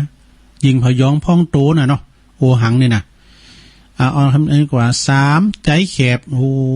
ใจกว้างเนอะสถาเนอะถึงมือถึงวันนี่นะขนาดเท่าวิกฤตกับโควิดก็ยังมีตู่ปันสุกใจกว้างเหมือนแม่น้ำปิงนะโยมเนอะจะไปใจกีดใจก้อมแต่ไปใจแคบนะใจแคบคือใจกีดนะต้องมีความเฟ้อเพอแผ่อุดหนุนจุนเจือกันไปเปิ้นห่อนทุกห่อนยากมาก็พอเนอะเอาก็ระวังไว้แต่ว่าถ้าใจแคบก็คุ้งอันทรงได้ปัญญาเหมือนกันนะอย่าว่าเปิ้นตุกแล้วมันมาขอก็ติ๊กขอก็ยามแล้วก็มาติ๊กอีนะมาติ๊กก็อันนี้ก็บ่ดีเหมือนกันขอแล้วก็ยามช่วยแล้วก็ช่วยแฮมอย่างเปิ้นว่าไปอันพุ่นไปเมืองอินเดียพุ่นสถาเปิ้นมาขอละอ่อนเขานั่นละอ่อนแม่ยิงกันตัวน้อยสมปีสมปอเขามาขอน่ะเพื่อว่าจะไปหื่อด้วยกันหื่อได้มันมาหมูแหละนะมันมาหมูแหละเปิ้นว่ามันหื่อมันยามใดเนาะก็เหมือนกับไก่ก้ามอย่างนั้นเฮาหึกเฮาเข่ามานำลูนมาดิ๊กๆอ่ะนะใจแคบก็มาได้เนอใจกว้างปันสุกมีตู่ปันสุก แล้วก็ทำอย่างหนึ่งสามอย่างที่ทิ้งไปเมื่อใดก็คือความเชื่อนี่ความหนึ่งความเชื่อสองความหวังสามความรักนี่สามอย่างนี้นะความเจอเนี่ยแสดงเขาจะไปแบ่งจะไปหือเปิ้นละความเจอมได้อย่างปีน้องจะดอยเปิ้นก็เจอตั้งผีเนาะเปิ้นมีศาสนาก่อนเปิ้นมีศาสนาผีดอกเปิ้นมีหมอผีประจำบ้านเนี่ยเปิ้นก็มีของเปิ้นอย่างวัดวาอารามบางบางทีเนี่ยเปิ้นก็มีวัฒนธรรมของเปิ้นนะเฮาไปทำลายความเจอเปิ้นก็ไม่ได้มันก็ถิ่นไผถิ่นมันเนาะเปิ้นเรียกว่าเฉพาะถิ่นนะโยงขันแก้วทั้ง3เปิ้นโยง3คุณก็มีนะโยงคุณเดียวก็มีนะเนี่ยความเจอมันเหมือนกันสถาเด้อแล้วก็ความหวังนะ2ความหวังเฮาเยี่ยมหยังก็มีความหวังเหมือนกันหมดศรัทธาญาติโยมเอาเยให้ใส่หน้าก็หวังเข้านะเฮาปลูกพริกก็หวังได้พริกมีความหวังโดปีนี้เฮาสิใส่สารลำไยนะปีหน้าได้ดินวีโก้สักกันไหนน่ะมีความหวังโดการเฮามีความหวังไว้นะมันมีพลังมีกำลังใจหนูขี่ข้านนะเราได้ขี่วีโก้ป่ะ ก็คักว่านี่เนาะกำว่าได้ขี่รถยนต์นี่นะมันก็จะคักมาล่ะฉะนั้นก็มันมันหิมันหามันก้ามันขายอีโรยนะตามมันกินมันแอลลินบะแก้วให้โลแล้วอีกก็แล้วก็เนอะเนาะอาจจะไปนอนมึนนอนหนักเพิ่นว่าคือตุลุงบุญตันนอนนานงานน้อยงานนอนนานงานน้อยจ่ายบ่อยเงินหมดมีเงินหน้าสดเงินหมดหน้าเศร้าไม่ว่าทุกเจ้าหรือโยม กันมีเงินด้วยนะสัทธาโตมันถึงปากมองต้องแห้งนะปากมองต้องแห้งกะเปิ้นกินหยังก็ไม่ได้กินกับเปิ้นเนาะ ก็อยากทุกเจ้าให้ดีกะโตอย่างไปวันนั้นไปไต่วันนั้นบ่โตถึงได้ซื้ออาจารย์สมหวังเปิ้นเลย คุณแม่นิดเนาะแม่นิดแม่บุญปันอูบค่ำเนี่ย เปิ้นเป็นเจ้ามือตั้งแต่การลดเป็นหมื่นพุ่นการลด2เวลากันเนาะเปิ้นคิดเป็นเวลานะความหวังนะสดาญาติโยมเนอะความหวัง3ความหักเนอะความหักกันหักนี่ดีเลยจังนะสดากันเฮาอยู่ที่ไหนนะมีความหักอยู่กันโมน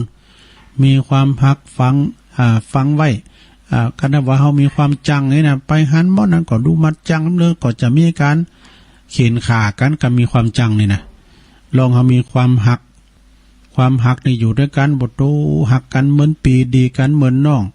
ปองดองกันเหมือนญาติประเทศชาติของเฮาก็การกุงรุ่งเรืองนะศาสนาเฮาหักกันแป้งกันเด้อ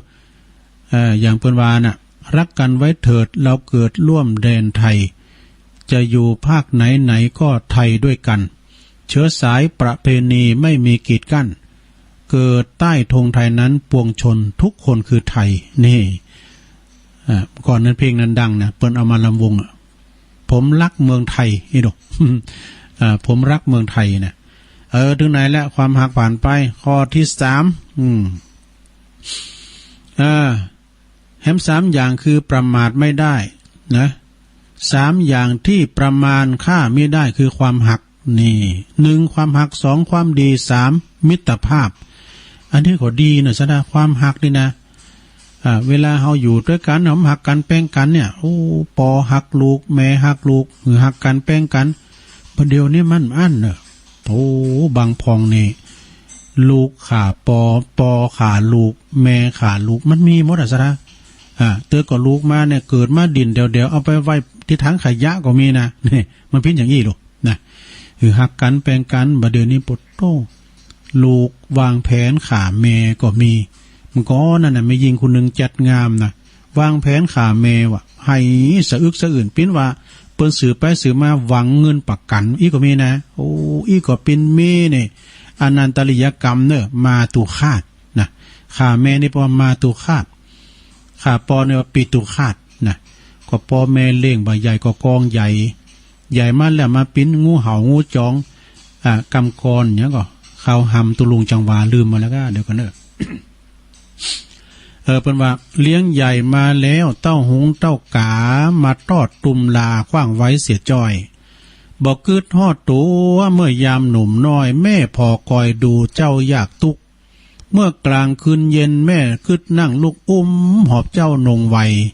กันว่าเจ้าลูกน้อยสะดุ้งตกใจแม่จักห้ำให้ขวัญมาเด้อเจ้า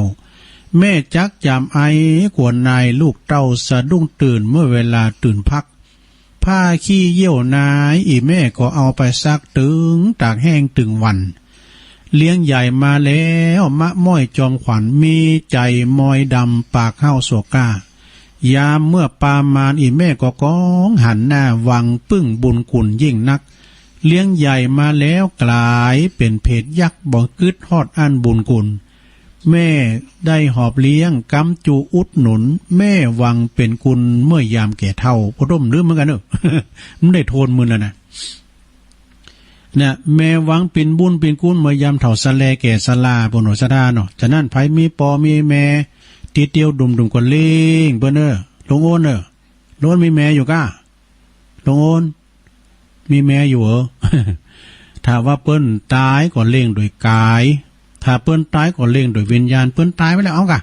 เนี่ยเปิ้นถ้าเขามสาเนี่ยไปหรอกไปต้านกุ๊กเขานะไปต้านกุ๊กเขาเปิ้นมักยังโอ้ยพี่ตายแม่มก่อนเปิ้นยังมามักเฮ็ดถอบน้ำเหลือเอามาหรอ ลายมันมีได้เปิ้นตายกันเปิ้นตายมีหันคุณหนึ่งนะโยมปีนั้นเปิ้นไปหาเฮ็ดมาเดี๋ยวจี้มันทั้งหมดแม่เปิ้นก็ขยากโอ้จีมันนี่มาจีอย่างจ้อนอันเอาแกงให้แม่ซะน้อยเลยล่ะเอาขายเกินเอาสตางค์ไว้เกินปล่อยนี่ก็แกงปล่อยมันปล่อยมันเป็นใบก่อนอันนี้จีมันทั้งหมดเอาสตางค์ไว้ก่อนนี่กะอยู่แดม3 วันแม่เพิ่นตายว่ะก็มากึดถึงเรื่องนี้มากินแหนงใจแต่พ้องอ่านนี่เฮาแกงอันแกงเฮ็ดที่พิจีนเฮ้ยแม่กินเนี่ยโอ้มันจะภูมิใจมันเนาะแต่ว่าเดี๋ยวนี้มันหู้แล้วก็ซ้ายเกินไปแล้วนะเนี่ยการเมื่อใครอยากยังเพิ่นกินเพิ่นมักยังก็ต้านเพิ่นเนอะโดนความหักนี่นะซ้ำเตอก่อนใครอยากยังก็ไม่ได้ดังใจเวลาพ่อแม่ก็เหมือนกันเนี่ยหักลูกแต่เวลาลูกเต่าเขาปั่นเขาบานเขาจองมามันกินแล้วดูเขามันกินสมัยมันก่อนก็เวลาเมื่อได้กินข้าวก่อนลูกเป็นลายดอกเป็นตั้ง7ตั้ง8กันลูกมันดึงยืนมือส่องป้อเข้า พอมันเคยมีมาแล้วตุลุงเขานี่นะป้อเด็กโคตรเข่าจากเข่ากองก่อนนี้ไม่หมอเข่าปุ๊กนะลูกนะมันเป็นหมอดินนะเนี่ยกับเพื่อนเป็นหมอมุนตำลอมอย่างบาดตุลุงยกมากับหลุดมือตกแตกปวดเสื้อเท่าโดยน้อยมันเพราะได้กินข้าวไงตอนนั้นมันแตกง่ายนะเขาเย็มกึดเนาะเอาใส่กระติกในอุ่นวันคำแต่ก่อนนี่กระติกมันก็มีเนี่ยกระติกน้ำนี่นะเอาผ่าใยเอาผ่าบางนะเขาลบไว้ก่อนถึงวันตุลุงว่านี่ปวดกินข้าวอุ่นวันคำลงนะก่อนนี่มันมีความผูกพันกินข้าวนี่ก็เวลาปอแม่มานี่ไผไม่ได้กินได้ลูก รอปอรอแม่มาจำไว้ก่อนมาเจอไว้ก่อนถึงจะได้กินกันนะเนื้อนี่บ่ต้องปอเอ้ยแม่เอ้ยมาเด้อเผื่อปอเผื่อแม่จะมาปอจะดีเพชรตับไตคนในเมียว่าดีไปตักน้ำถวยแต่ที่อื่นพวกนั้นจะบันเทาแหละจะดีกว่าไล่ไปหูเอาแต่ความฮักอันนี้ได้โอ้แม่เดือนเพนทิมหวางนี่ก็พิมพ์มาดีแต้ตุลุงจุดไว้น่ะเนี่ยข้อที่สองความดีนี่ความดีไม่มีขายถ้าไผขัดใดก็ทำเองเนอะความดีเนี่ยนะอย่างเฮาเตนเจ้าอ่ะดีนอกดีในดีเต็มดีเนี่ยก็คือดีคุ้ม อันนี้ความดีนะมันต้องพรรณนานักเนาะสามมิตรภาพนี่เฮาสั่งมิตรภาพเนี่ยสดาญาโยมทั้งหลายอย่างเฮาตึงมือตึงวานเนี่ยเฮาร่วมกันได้ง่ายน่ะไปกินไปตามที่หันพร้อมหยังเพราะเฮาสั่งมิตรภาพไว้นะอย่างอาจารย์พระครูอภิวัฒนวิกรมเพิ่นไปสั่งมิตรสัมพันธ์สั่งสัมพันธ์มิตรภาพไว้ไปตัง เมืองฝางไปตังเมืองแปรเมืองนานไปตังเวงป่าเป่าไปตังในโหในเวงไปตังเมืองลี่ไปตังโป้หลายกำแล้วกะแม่เจียมก้ากัลยาณิวัฒนาถ้าใครครอบคุมหมดนะ16จังหวัดภาคเหนือนี่นะ เริ่มเดี๋ยวนี้แฮมอย่างนึงก็จะไปว่าแม่สายบ่ดูหลงเชงแสนเชงไฮแม่จันจะได้ยินเสียงหมดอ่ะนะเพราะว่ามันบิ้นคืนเนาะเปิ้นน่ะอ้อมคืนเอาละบ่ซะนะตุลุงกับฟอยว่านักเนาะจะปืดสายกันเด้อจะปืดสายกันเด้อโอ้ขอบคุณเด้อพี่น้องที่เปิ้นฟังเจ้านี่นะโอ้มีจัดหลายเหมือนกันนะเมื่อเจ้านี่มีอยู่23สายเมื่อแรงนี่ก็แกงแค่เลยเนาะโลมกันเลยพระจะโทรมาเพราะว่าเมื่อแรงในสายมันจะวางหนักนะเปิ้นไปเหตุการณ์กันเนาะไม่หลวงกับจางโทรนะใครจะโทรก็โทรมาเนอะ089 955 6506นี่ลองพอดูสายตั้งใดมาก่อนนี่นะฮัลโหลไว้สาเจ้าโอ้กิดกันลาแม่จันทิพย์เจ้าวันที่ต้องกินน้ำหวยก่อนอันมันปดเนี่ยได้กะกิดการลามฟังเจ้าแล้วกันไหมเจ้าฟังแต่เจ้าละโอ้ถ้าจะเอาตามที่ทำขนาดอดแม่ก็อดแถมนะอดเจ็ดอดไปมันปุ้งแม่ก็ปุ้งแถมนะตุ้งแม่น่ะปุ้งเนาะปุ้งว่าเนี่ยจังโอ้อัน3อย่างมันตุกพิงกษัตริย์ก็ตุกแบบกษัตริย์ตุกของเจ้าบ้านก็แต่แบบเจ้าบ้านตุกเจ้าวัดก็แบบเจ้าวัดเปิ้นว่าเจ้าน่าจังขอบคุณแม่จันติบหลายๆเด้อเจ้าเป็นกำลังใจทุกพระเจ้าขอบคุณโธ่แม่จันติบนี่ลุนบุกเบิกแต่เปิ้นติดตามกุตุนกุองค์น่ะเจริญปอนเจ้านมัสการเจ้าตุลงเจ้าโยมพิสมัยเจ้าวันนี้น้องฟังตุลุงอันเรื่องคุณแม่นี่น่าแก่เนาะฟังแล้วรีบซึ้งมากเนาะอันนี้ย้ำเดี๋ยวเขาห้ามย้ำเด็กจ้อยด้วยนะกันจ้อยนี่บ่รู้ตุลุงจุนหายจ้อยด้วยหายด้วยสักวันเกินจะจ้อยจะเอาไปวันที่อันพุ่นบ่ที่12แต่กันเจ้าวัดตะกามพวกเจ้าตะกาวทำกรรมเนอะพวกเจ้าในเจ้าสุดท้ายตุลุงเนาะวันเสาร์พวกเจ้าจะติดตามกับแม่ครูแอมกรรมนึงเนี่ยลมมดลมเตดน้ำเตดทำปันศีลปันป้อนแล้วก็ชัดเจนเดี๋ยวน้องขอฝากพี่ไปถึงพี่สาวพี่พรปลาเศร้าจ้ะเอาเลยพี่พรปลาเศร้าต้นบอกว่าต้นจะทำซาลาเปามาเผื่อน้องไหมก็ต้องขอบคุณนั่งหน้าพี่พรแต่ขอบคุณแป้งหลายเผื่อตุลุงอ่านเด้อเอาในดำนะเอาถั่วดำเด้อของตุลุงนะ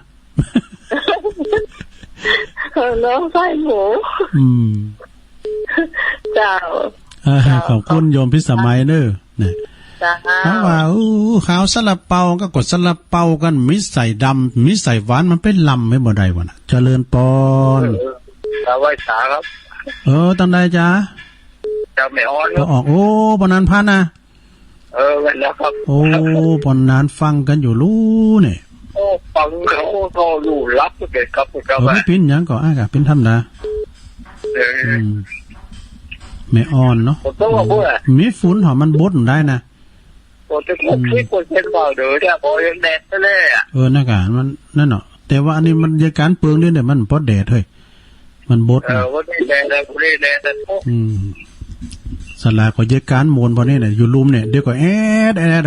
จะล้ำคาญนะครับมนนี่ขนาดปิดกระจกมาแล้วนะโตตัวลงก็เปิดพัดลมเนี่ยกันก็บ่ต้องเหือดแต่คือแตนกะปิดกระจกหมดอ่ะขอบคุณวันนั้นพันลายๆเนอะวันนั้นเนอะไปสาแล้วสาธุพุกก็ฟังกันแฮมพุกก็มาทำเจ้านึงอยู่นะเจริญปอนไปสาธุลุงโอ้มาแล้วแม่บุญพินแม่มอน้อย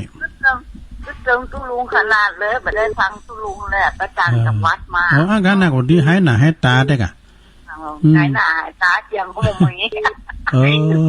ไปโทรบุญไปโทรบุญเนาะปียังปีมาละเป็นกำลังใจตุลุงได้ยินเสียงตุลุงกับใจแล้วเจ้าขอบคุณเนอแม่บุญพินเนอสาธุแม่มอนน้อยแม่บุญพินหลวงพี่มาแล้วไหวสาครับถูกกับนมัสการครับโอ้หมอนแรงก็ห้อนเนาะแต่ห้อนอย่างมันอดเอาเนาะมันก่อนจะเปิดพัดลมแบบเย็นก่อนจะไปห้อนห้อนใจแต่กะจะไปห้อนใจก่อนแล้วกันชอบใจเด็กเขี้ยที่คำตอบว่าโยมมันที่สมัยน่ะยังนั่นก็สำหรับเป่าท่านในมันก็ดำหมดก็แล้วเนาะแม่นเขาแบบได้ดำว่าเป็นในหมูใส่เกี๊ยมก็ได้วะเนาะแม่นให้เกี๊ยมใส่ก็ยังได้มันเปรียบเทียบไปได้เนาะเปรียบเทียบนะคนที่ว่ามันก็ไปใส่คนที่ใส่เราคนใส่คนเป็นเครื่องแบบจากพระครัวพิวัตรว่าเนาะแบบเจ้าพูดเดียวไปวัดไปฉินไปตาลต้องใส่ชุดขาวเนอะอย่านอนรับไหว้พระใส่ชุดขาวเนอะวันพุธวันศีลอย่า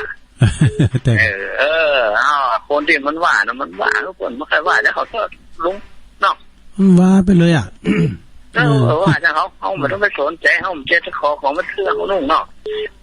เอาใส่พระเหลืองคอยว่าแต่ชื่อเหลืองนี่โยงกันเนาะคนมันปากดีว่าจีบสุจริตห้องตุ๊ดเจ้าเป็นเชื้อเถ่าห้องตุ๊ดเจ้าเป็นเชื้อเหลืองไงเขาพ่อเด็กก็เป็นเท่านั่นแหละตุ๊ดเจ้าเหลืองตายก็เอาไปบังสกุลอยู่ได้โอ้ก็กันเขาไปเป็นน้ำเลี้ยนี่หลวงพ่อก็เนาะวัดรบไปเอาวันกันเนาะตีคือตีจาที่ไหนใจมันเข้าไปด้วยตุ๊ดเจ้าอ่ะอย่างรอท่านพระครูสนั่นกันเนาะแค่เนาะนั่นกันนักเทศเมื่อคืนนักข่าวนะพระครูมาแล้วนะนักเทศอะไรอย่างก็เอานั่นดีว่าจะฮื้อเนี่ยลืมไปแล้วนักเทศมาไล่โพดีอ่ะนักเทศมาไล่พลุโพนอ่ะพวกจะเตะเนี่ยแม่ครูครับถ้าเอาอย่างนี้สถาบันความคนนิ่มเลยนะไม่นะมีธรรมะส่วนตัวอย่างแต่พ้องดินพ้องอย่างนั้นตุลุงทองบนเทศเนาะเมื่อคืนน่ะแล้วก็ตลกตะห้องเขาฟังไปทีแต่ถึงคำว่าในเคยหัวเราอันไหนที่แท้ก็ฟังเป็นข้อคิดเนาะแต่ที่เจ้าออกการแล้วก็สู้เปลี่ยนต้องไปคิดอย่างนั้นภาษาตุลุงวันนี้ถึงตุลุงนั่นนี่นะตุลุงยองเอาเลยนะตุลุงวันนี้อ่ะเนาะเอาเป็นอันเชื่อใจสักการเนี่ยเอาย่องจางเอาอูลาวไว้สาธุเนอะวันนี้วันหูเรื่องกำลังใจมาได้โทรไปก่อนก่อนที่เปิดเพลงเนอะแม่นะไหว้สาท่านเจ้าทุกสิ่งสาธุสาธุโตหลวงพ่อมานิดเนออันนี้นะสำนักสงฆ์หอมบุญเจริญปอนฮัลโหลเดี๋ยวเข้ามาใหม่เนี่ย366เจริญปอนเจ้ากาพระสาเจ้าตุแม่มาวขีเล็กแม่ปราณีมาแล้ว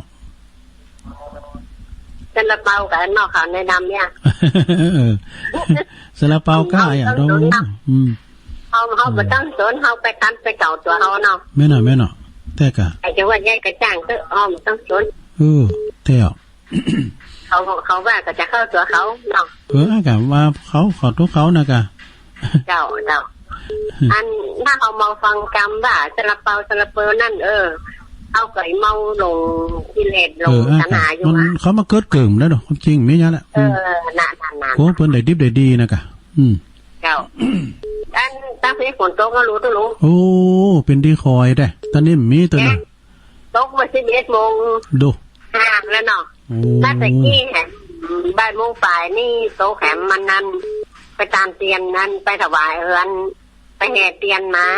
แห่เตียนไปแห่เตียนมาแล้วก็เจ้าไปแห่เตียนมาก็มาเถียเพิ่นจะทำวิธีกระโตกลงมาแถมอยากโอ้ดีแล้วถ้าได้ก็วันจะส่งบรรดาพุทธวันนั้นก็เอามาด้วยกันเอาเจอมานะเจ้าชื่อฝนเนาะน้องฝนนี่เนาะอย่างงั้นท่านพระครูอภิวัตรวานะกะมันถึงคิวเลยอ่ะเจ้าอาการมันถึงคิวแต่เมื่อก็ได้ถึงลำโพปวดตัววันนั้นในมาถึงเดือนอำเภอซบปราบลำปางน่ะลูกไต่มานะปุดตนรถไปโวยผมได้แล้วตกหนักขนาดจะได้มันโตกันบ่ได้น้ำปิงออกฝั่งบ่เนอะก็มาถึงสัก3 กิโลแล้วหายไปว่ะมันเห็นว่าฝนตกมันทั่วฟ้าเนาะมันตกเป็นหย่อมๆนะเจ้านั่นละเจ้าอันให้กำลังใจครูนะขอบคุณแม่ปราณีเนอะมานิจอมสาก็น้อยบุญปันเขาก็ฟังกันอยู่ตุปีจ่าน้อยเขาเนาะเจริญปอนสาเจ้าตะลงอันนี้ตั้งได้แม่จันเพ่นะแม่ย่อยสันสะแม่สมพัฒน์แม่สมพัฒน์ม่วนดีแม่เจ้ากับม่วนแมลงกับม่วนนะกะแม่ย่อยสันสายแต่ฝนตกกำลังใจให้ลุงเจ้าบัดตกเจ้าตกพี่ยางพวกเจ้าก็ฟังแถมสาธุ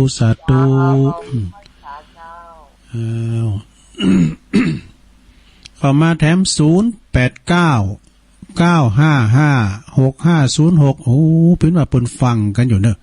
เพราะว่าฝนตกนะก้าเบิ่มได้ไปไหนเปิ้นก็ฟังกันเนาะฟังแล้วก็โทรก็เข้ามาเนาะชัดเจนดีสายตั้งใต้นี่เราได้ยินแม่ปานี่เขาตั้งตุ่นผึ่งแม่บุญศรีเขาเนี่ย ไปตังปูนรอตังเหล่ายาวก้าปะตังล่องนักตุงปูดแดง ปลงสีวังเขาน่ะบังคมเนตรแม่จำปีฟังกันเดี๋ยวแม่จำปีเจริญปอนครับแต่ตุลุงอันนี้ตั้งใดจ๊ะปอกผู้ค้างเหนืออันนี้ปมยาลูกเนี่ยพี่นานปมยาฮะตอนนี้บอกชื่อเนาะชื่อหยังสอทวีไอทวีอะสอทวีทวีเนาะครับผมแล้วก็ถ้าเป็นนักก่อนนี่สอทวีพันโอ้ปุดโทษชื่อจันงามได้สอทวีพันนี่สอทวีพันโอ้อันนี้อยู่ห้องธรรมดาสอทวีคำปุณณะสอทวีพันคำปุณณะอยู่ที่อันเนี้ยก็อันปูคาเนื้อเนาะดีกะจำได้ละคนนี้ละปูคาหลายคนเนาะโอ้สอทวีพันนี่บุตรกันปัสสายยอดสนัน3K แบตเตอรี่กว่าน้าวอะกะกูเอกมันนิดน้อยลูกหอมบุญฝ่ายแดงสายบุญทวีพันนี่น่ะชื่อได้สอทวีพันน่ะชื่องามเลยกะสอทวีเอาละอันนั้นเป็นน้ำมันสอทวีเนาะสอทวีคำปุระเนาะขอบคุณมานานเนอะปุณณะขอบคุณหลายๆสาธุโทษโอ้ผู้ก็ฟังแถมผู้มาทำเจ้านึงอยู่เนาะกูเชื่อมันตุลงฮะกูเชื่อมันบอกชื่อนะกามบอกชื่อไปโหนะโอ้น่ะทวีน่ะสอทวีคำปุณณะเนาะได้จริงๆเยอะแล้วนะกานะบอกชื่อกะเนาะขอบคุณเนอะครับยังพูดลุงมานี่นะกันเนาะแล้วก็ผมจังอ่ะแต่ก่อนนี่เกิดบ้านเพลงด้วยกันเนาะน่ะกับปุถุปงกรมันก็เป็นจัดคืนมกรุ่นนั่นน่ะสมัยมกสมัยอาจารย์อันนั้นน่ะเนาะยังก็สุนันท์ละอองศรีเนาะก่อนนี่ปทวัฒน์พญายองเขาน่ะยังก็ตั้งบันหงเนี่ยอรพินนั่นอรพินเขาเนี่ยปอควมโนยเนาะเพิ่นไป เพิ่นไปเข้าห้ำหั่นน่ะพูดเก่งเพลงของมันนั่นเนี่ยก้อนนะเพลงของมันนี่ก็ทำเนี่ยอ๋อที่รู้เนี่ยในมอคุณเอกขอบคุณนายทวีนักเด้อครับผมโอ้สาธุวันหน้าป้ากันใหม่เนาะสาธุจากปู่คาเนอเนาะอีดูปัญหามึนได้เจริญปอนสายที่9มาแล้วแม่ปราณีมันนี่ฟังทุกเจ้าวันค่ำวันนี้นะดีกะฟังงาน9ปิดเนี่ยอ๋อแม่ละไหลละ98สุดที่นั่นวันนี้เป็นตัวรันจัดตัวลุงเด้อโอ้ขอบคุณเด้อแม่ต้นพึ่งลุงแต่จ้าทางโควิดโทรมาเลยแน่น่ะกะเพิ่นฟังอยู่มันหายไปมื้อนั้นตัวลุงเนาะเสียงเพิ่นแหบได้วันบ่สบายเป็นวัดเกษตรกรดีเด่นขอบคุณแม่ปราณีเด้อสาธุไม่กินทางมาก่อนบ่ได้อันนี้แม่ปราณีตุนพึ่งน้องหลองเด้อเจริญปอนรักษาเจ้าโอ้อันนี้ตังใดจ้านี่ไม่จ้องเจ้าไม่จ้องดอยสะเก็ดอ่ะดอยสะเก็ดเจ้าแม่หยังเนี่ยแม่หยังเบลเจ้าข่อยไปวัดสายหินผู้ลุงไปกับเจ้าไปอยู่จะไปกินสลัดเปานะกะจะไปกินสลัดเปาอันแม่พรอันนี้แม่หยังก่อนแม่หยังจะไปอ้อมกันทำผู้ลุงเจ้าโอ้มาไล่รถโพนน่ะกะก็เสียมันท้องหลับติดอ่ะกำลังติดวันนี้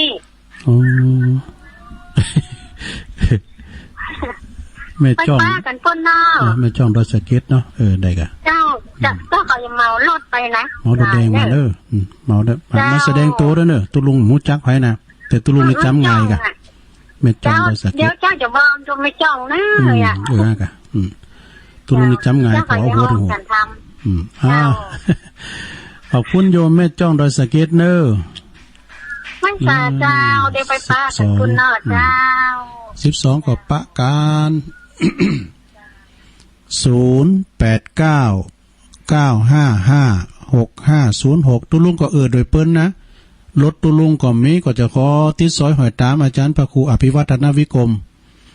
เปิดมือไปก็ไม่ได้ไปอ่ะวันนั้นก็ไปตัวเปิ้นนั่นน่ะไปเมืองนานน่ะเอารถไอ้บุญโรยไปอ่ะ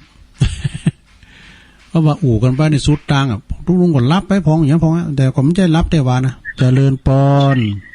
ไม่สาเจ้าปอเจ้าแม่บัวบุญมาแล้ว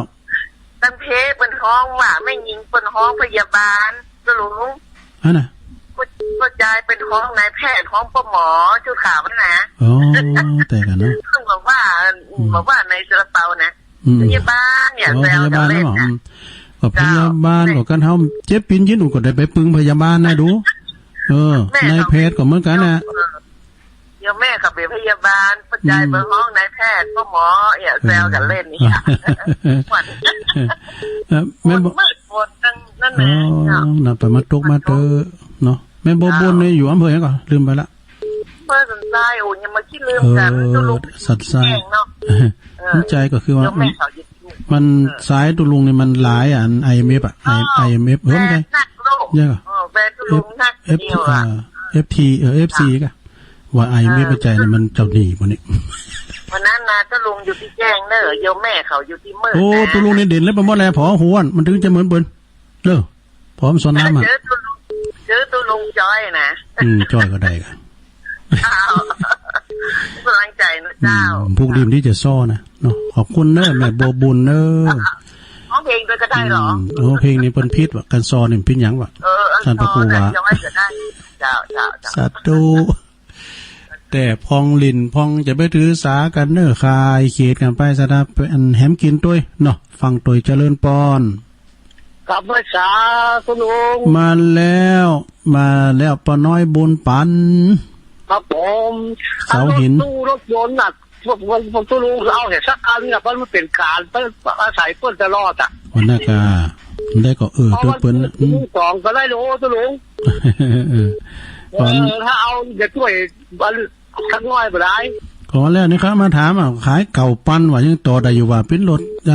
รถเก๋งนี่นะเป็นรถเก๋งมันเป็นเมาคุกได้โหโทรมาเมื่อฝากได้ว่าเข้าปั้นเลยตุลุงนั่นก็แล้วก็ว่าต่อได้อยู่ว่าแล้วกัน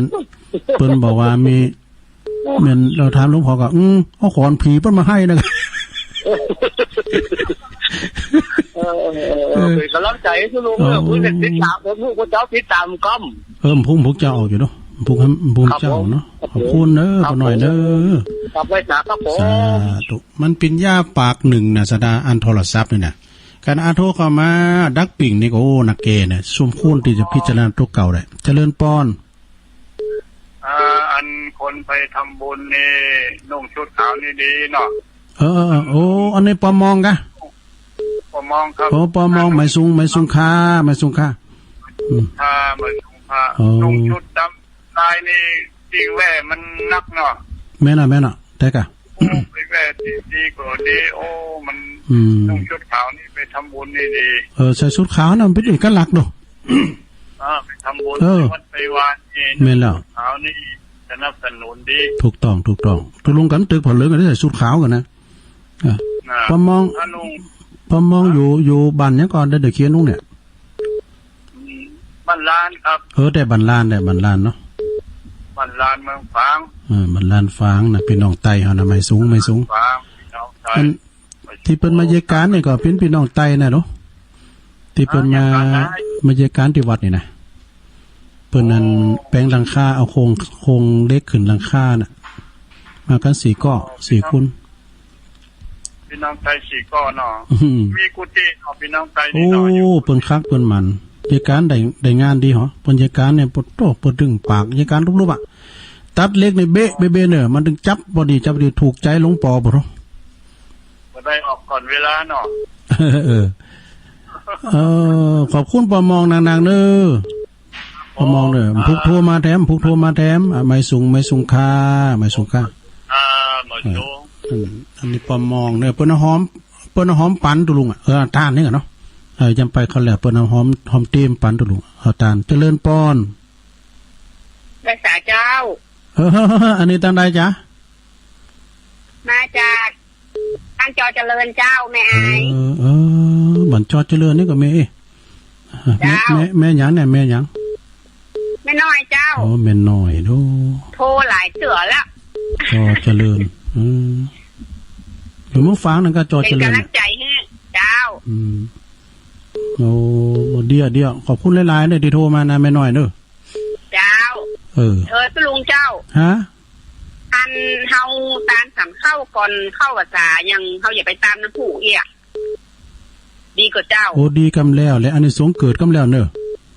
มันกินอันนี้สงอย่างสมมติว่าธรรมะตาลเหือตุลุงพวกตุลุงแหมกินแล้วนี่ตุลุงเนาะถ้าไปได้ก็ไปอยู่เจ้าแต่นี่มันอยู่ไกลอุปมาเปรียบเทียบได้นะอย่างว่าบ้านเฮานี่เนาะได้หมดกะเพิ่นนึงทยอยตาลดูทยอยตาลน่ะแม่ทยอยตาลไปก็เวลาว่าตาลไปวันนั้นน่ะน้ำมันนองอันใดก็ดีชั้นอันใดดีกินเนี่ยบุตรหอหนึ่งมื้อนี้ก็ลาบในการได้คุ้มตุลุงกินนู่ถ้าเหลือก็คุ้มเจ้าดีนะแม่เนอะพูดก็ไปเลยหอหนึ่งไปเลยไว้สาเจ้าปุ้มเจริญปอนเนอะแตกอ่ะโอ้ดีแล้วใครมาให้ผมพูกเลยดูมันได้แฮมกินเนาะโอ้ทำ15 นาทีกันในสถานการณ์ตุลุงไอ้ละก้า089-555-6506-3319เจริญปอนไว้ซะเจ้าตั้งได้จ้าไหมโอ้ยเมนูแต่กับมันคู่โอนได้โอ้แต่กับแม่ยังก็ลืมไปละแม่โบพัดแต่แม่โบพัดโอ้บอกว่าปีแม่บอกคือสู้นะว่าจะไปโดยสปันยูน้ำไหนไปละคนบอกไปกันวะก็ไปเป็นยังโลโควิดโดนไปก็ไปสักคนเป็นยังไว้ตัวหนักอ่ะวันหน้าก่อนเนาะแล้วก็แม่คนที่คนไปเนี่ยก็สำเนียงมาโคบมือตัวนี้เนี่ยเจ้ากรรมในเวรหน่อยนะมือน่ะนี่เอาโคบมือหล่อมทำไปบอกว่าผมไปเตยยกเลิกก่อนปล่อยมันพร้อมก่อนต้องเฝ้าฟังมันเป็นยังน่ะน่ะกะเป็นยังขอบคุณแม่โบพัดเนอะสาธุโอ้เปิ้นอยู่ปุ่นอยู่อันตำบลบ้านเป่าบ่กะอยู่ไกลกับบ้านพ่อครูโอนน่ะพ่อครูเก่าตุลุงนะเปิ้นก็ซุ่มฟังอยู่นะ ฉะนั้นก็ศรัทธาญาติโยมทั้งหลายถ้าว่าภัยพร้อมนำพุกกับวันโกนแล้วลูกพุกวันหอแล้วก็ไปต้านใดนะศรัทธาญาติโยมนะแต่ต้านคันเข่าคันน้ำแต่ว่าไปวันศีลนั้นก็นักลำไปหรือว่าเขาจะไปต้านหลังจากนั้นไปก็ได้เนาะต้านหลังนั้นไปก็เป็นการดีนะศรัทธาญาติโยมทั้งหลาย ได้กินได้ต้านได้รวมบุญกุศลด้วยกันเนาะโทรเข้ามาเนอศรัทธาเนอ089-955-6506นะมีเวลาแถม10 กว่านาทีเนาะแต่ว่ามันจบแล้วตุลุงก็จะไปทรงน้ำอาบน้องแล้วก็ไปสวดมนต์อันนี้แผ่อธิษฐานเมตตาจิตไปหาศรัทธาญาติโยมเนอะอยู่ดีมีสุขกันเจริญพรจ้าลุงแน่เอาลุนอ๋อแม่เจ็ดยอดแม่เจ็ดยอดเอาลุนถ้าเอากลางๆเนี่ยมันขี้ข้านกดเอาลุนนี่มันมันไอเป็นห้องยังอ่ะแฟนคลับตัวลุงมันอยากช่วงนี้นี่แต่มอกเวลามาอีกนี่เพราะมีไซซ่อนเจ้านี่โยนกันพอกะแม่เราเลยเอาลุนดีกว่าเนาะนั่นแหละฝุ่นโตกดับบุญอ่ะแม่มันก็เหมือนกันนั่นเนาะตามบ้านเฮาก็ไอ้อะนะตกมันใจว่าตกก็ลุงมันเมาหอยย่อยมันตกเป็นหาอยู่บุญน่ะถ้าดำป้อหอนกะลุงป้อหอนก็เฮาแต่ว่ามันคือในลุมโซ่อะโอ้มอดีเนาะมันอยู่สุกเนาะเอาไปอยู่ทั้งวิทย์ดอยทั้งหลายทาปุณบทโธก็นำมากลางสุดในปีนจรินเบิ่นน่ะเด้อลุมดีตุลุงกับมันอ่านหนังสือหนักๆอ่ะนั่นก็มันพยายามปึกอ่ะอ่านแล้วอ่านแถมอยู่หั่นน่ะนะก็ยังมาผิดพลาดอยู่ว่านั่นก็เนี่ยก็อ่านตลอดอ่านมันเข้าได้นั่นน่ะก่อนนี่ฮะว่าเปิ้นนี้ไปเฮ็ดหนังสือน่ะเปิ้นเป็นนั่นนักเรียนม.ก็ว่านักเรียนเฒ่าว่ะแล้วก็เฮาเล่งกะควายอ่ะถ้ามันจักนี่นะลูกมันอัดใส่นี่นะมันต้องมีดอกจักยังเต้นเปิ้นเตือนน่ะตัวลูกเปิ้นสงสังโยกด้วยน่ะมันต้องห่อต้องทองยังเต้นเปิ้นเตือนที่นี่สวดทั้งวันโอ้โหคึกคักโตนักกินต้มนั่งคอละคันก็ลุงก็คลองกันนะกะฟงอันอุตราปาติยานังอุตราปาติปัญญาอุทาปาตินั่นน่ะชอบอุทาปาติปัญญาอุทาปาติอาโตโกนั่นน่ะชอบใจขอบคุณนะแม่เด้อจ้าปันนี้นะตุลุงถาวรหูดังแก้นอยู่ห้องแอร์น่ะใส่หมวกกันเด้อนะกะก็ตุลุงก็ใส่หมวกกันน็อกติดตัวนี่ล่ะนี่ตุลุงก็ใส่หมวกกันน็อกติดไว้พมซุกอ่ะเอาตุกอันเป็นผมหรอแม่น่ะเอาหมวกไว้พมซุกพอไว้ถามว่าโอ้มีได้กะนี่เนี่ยมันถึงหูดังแก้นขอบคุณหลายๆเลยที่บอกตามห้านะสาธุจ้าสมาธิดีเลยแหละแม่นอย่างคุณที่มาบอกว่าเจ็บต้องนี่เหรอเอาอันยาหมองไปตาที่ปืนโอ่งตีนสมมติปืนโอ่งตีนว่ะมันมาเกี่ยวอย่างไรฮะพอเกี่ยวก้าพี่ขอตาน้ำฮอตตีนมันยังหายตัวน่ะผมเลยลองซะเจ็บต้องเนี่ยเอากวาดเอาอันยาหมองไปตาโอ่งตีนว่ะเจริญปอน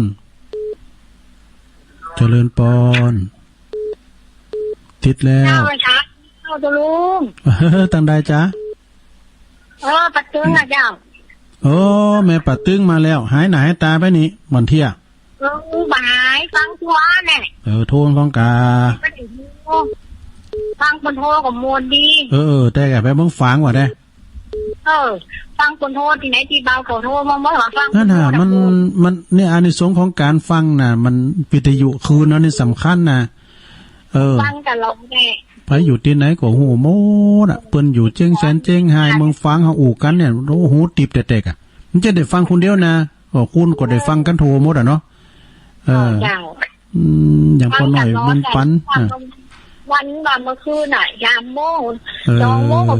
แถมเบิดก็ฟังหลวงปอทำเด้อวันนี้วันศุกร์หลวงปอพระครูสุจิตานุรักษ์เปิ้นจะมาเทศน์จะมาสวดมนต์เจริญพระพุทธมนต์แถม 20:00 ถึง 4:00 ตุลุงแม่ผู้กันเจ้านึงอันนั้นก็ดีแล้วฟังกันไปตลอดเด้อใครคิดกันไปขอบคุณเด้อแม่เด้อโอ้สาธุนี่เพิ่นบอกว่าแม่ปัดตึ้งไงดอก แม่ป่าตึง174เจริญปอนไว้สาเจ้าโอ้แม่อยู่ตั้งไหนจ๊ะอยู่เวียงฝางเจ้าอยู่เวียงฝางเนาะแม่หยังแม่จันสีเจ้าโอ้แม่จันสีแต่แต่ว่าก็โทรหาท่านอยู่รู้โอ้แต่ตุลุงขี้ลืมนะอยู่เวียงฝางเนาะได้กะเวียงฝางเวียงฝางนี่ฝนตกแน่ท่านแน่โอ้จุ่มยินแต่เจ้าจุ่มยินแต่กันตุลุงอยู่กันท่านท่านกูเจอเลยพวกเจ้าทำเจ้านะแม่เนอเจ้าขอบคุณแม่เนอแม่จันซีเนอสาธุพี่น้องเมืองฟังก่อนแน่นนาเนอตามปอเล็กนรงวานี่นะโทษปนฟังนะตุไอ้ดอกตั้งบันตาบันตาอย่างบันแดงอย่างเจริญปอนกราบพรรษาตุลุงเจ้าแม่พรมาแล้วหันเจ้าอันนี้คือกำลังใจตุลุงนะ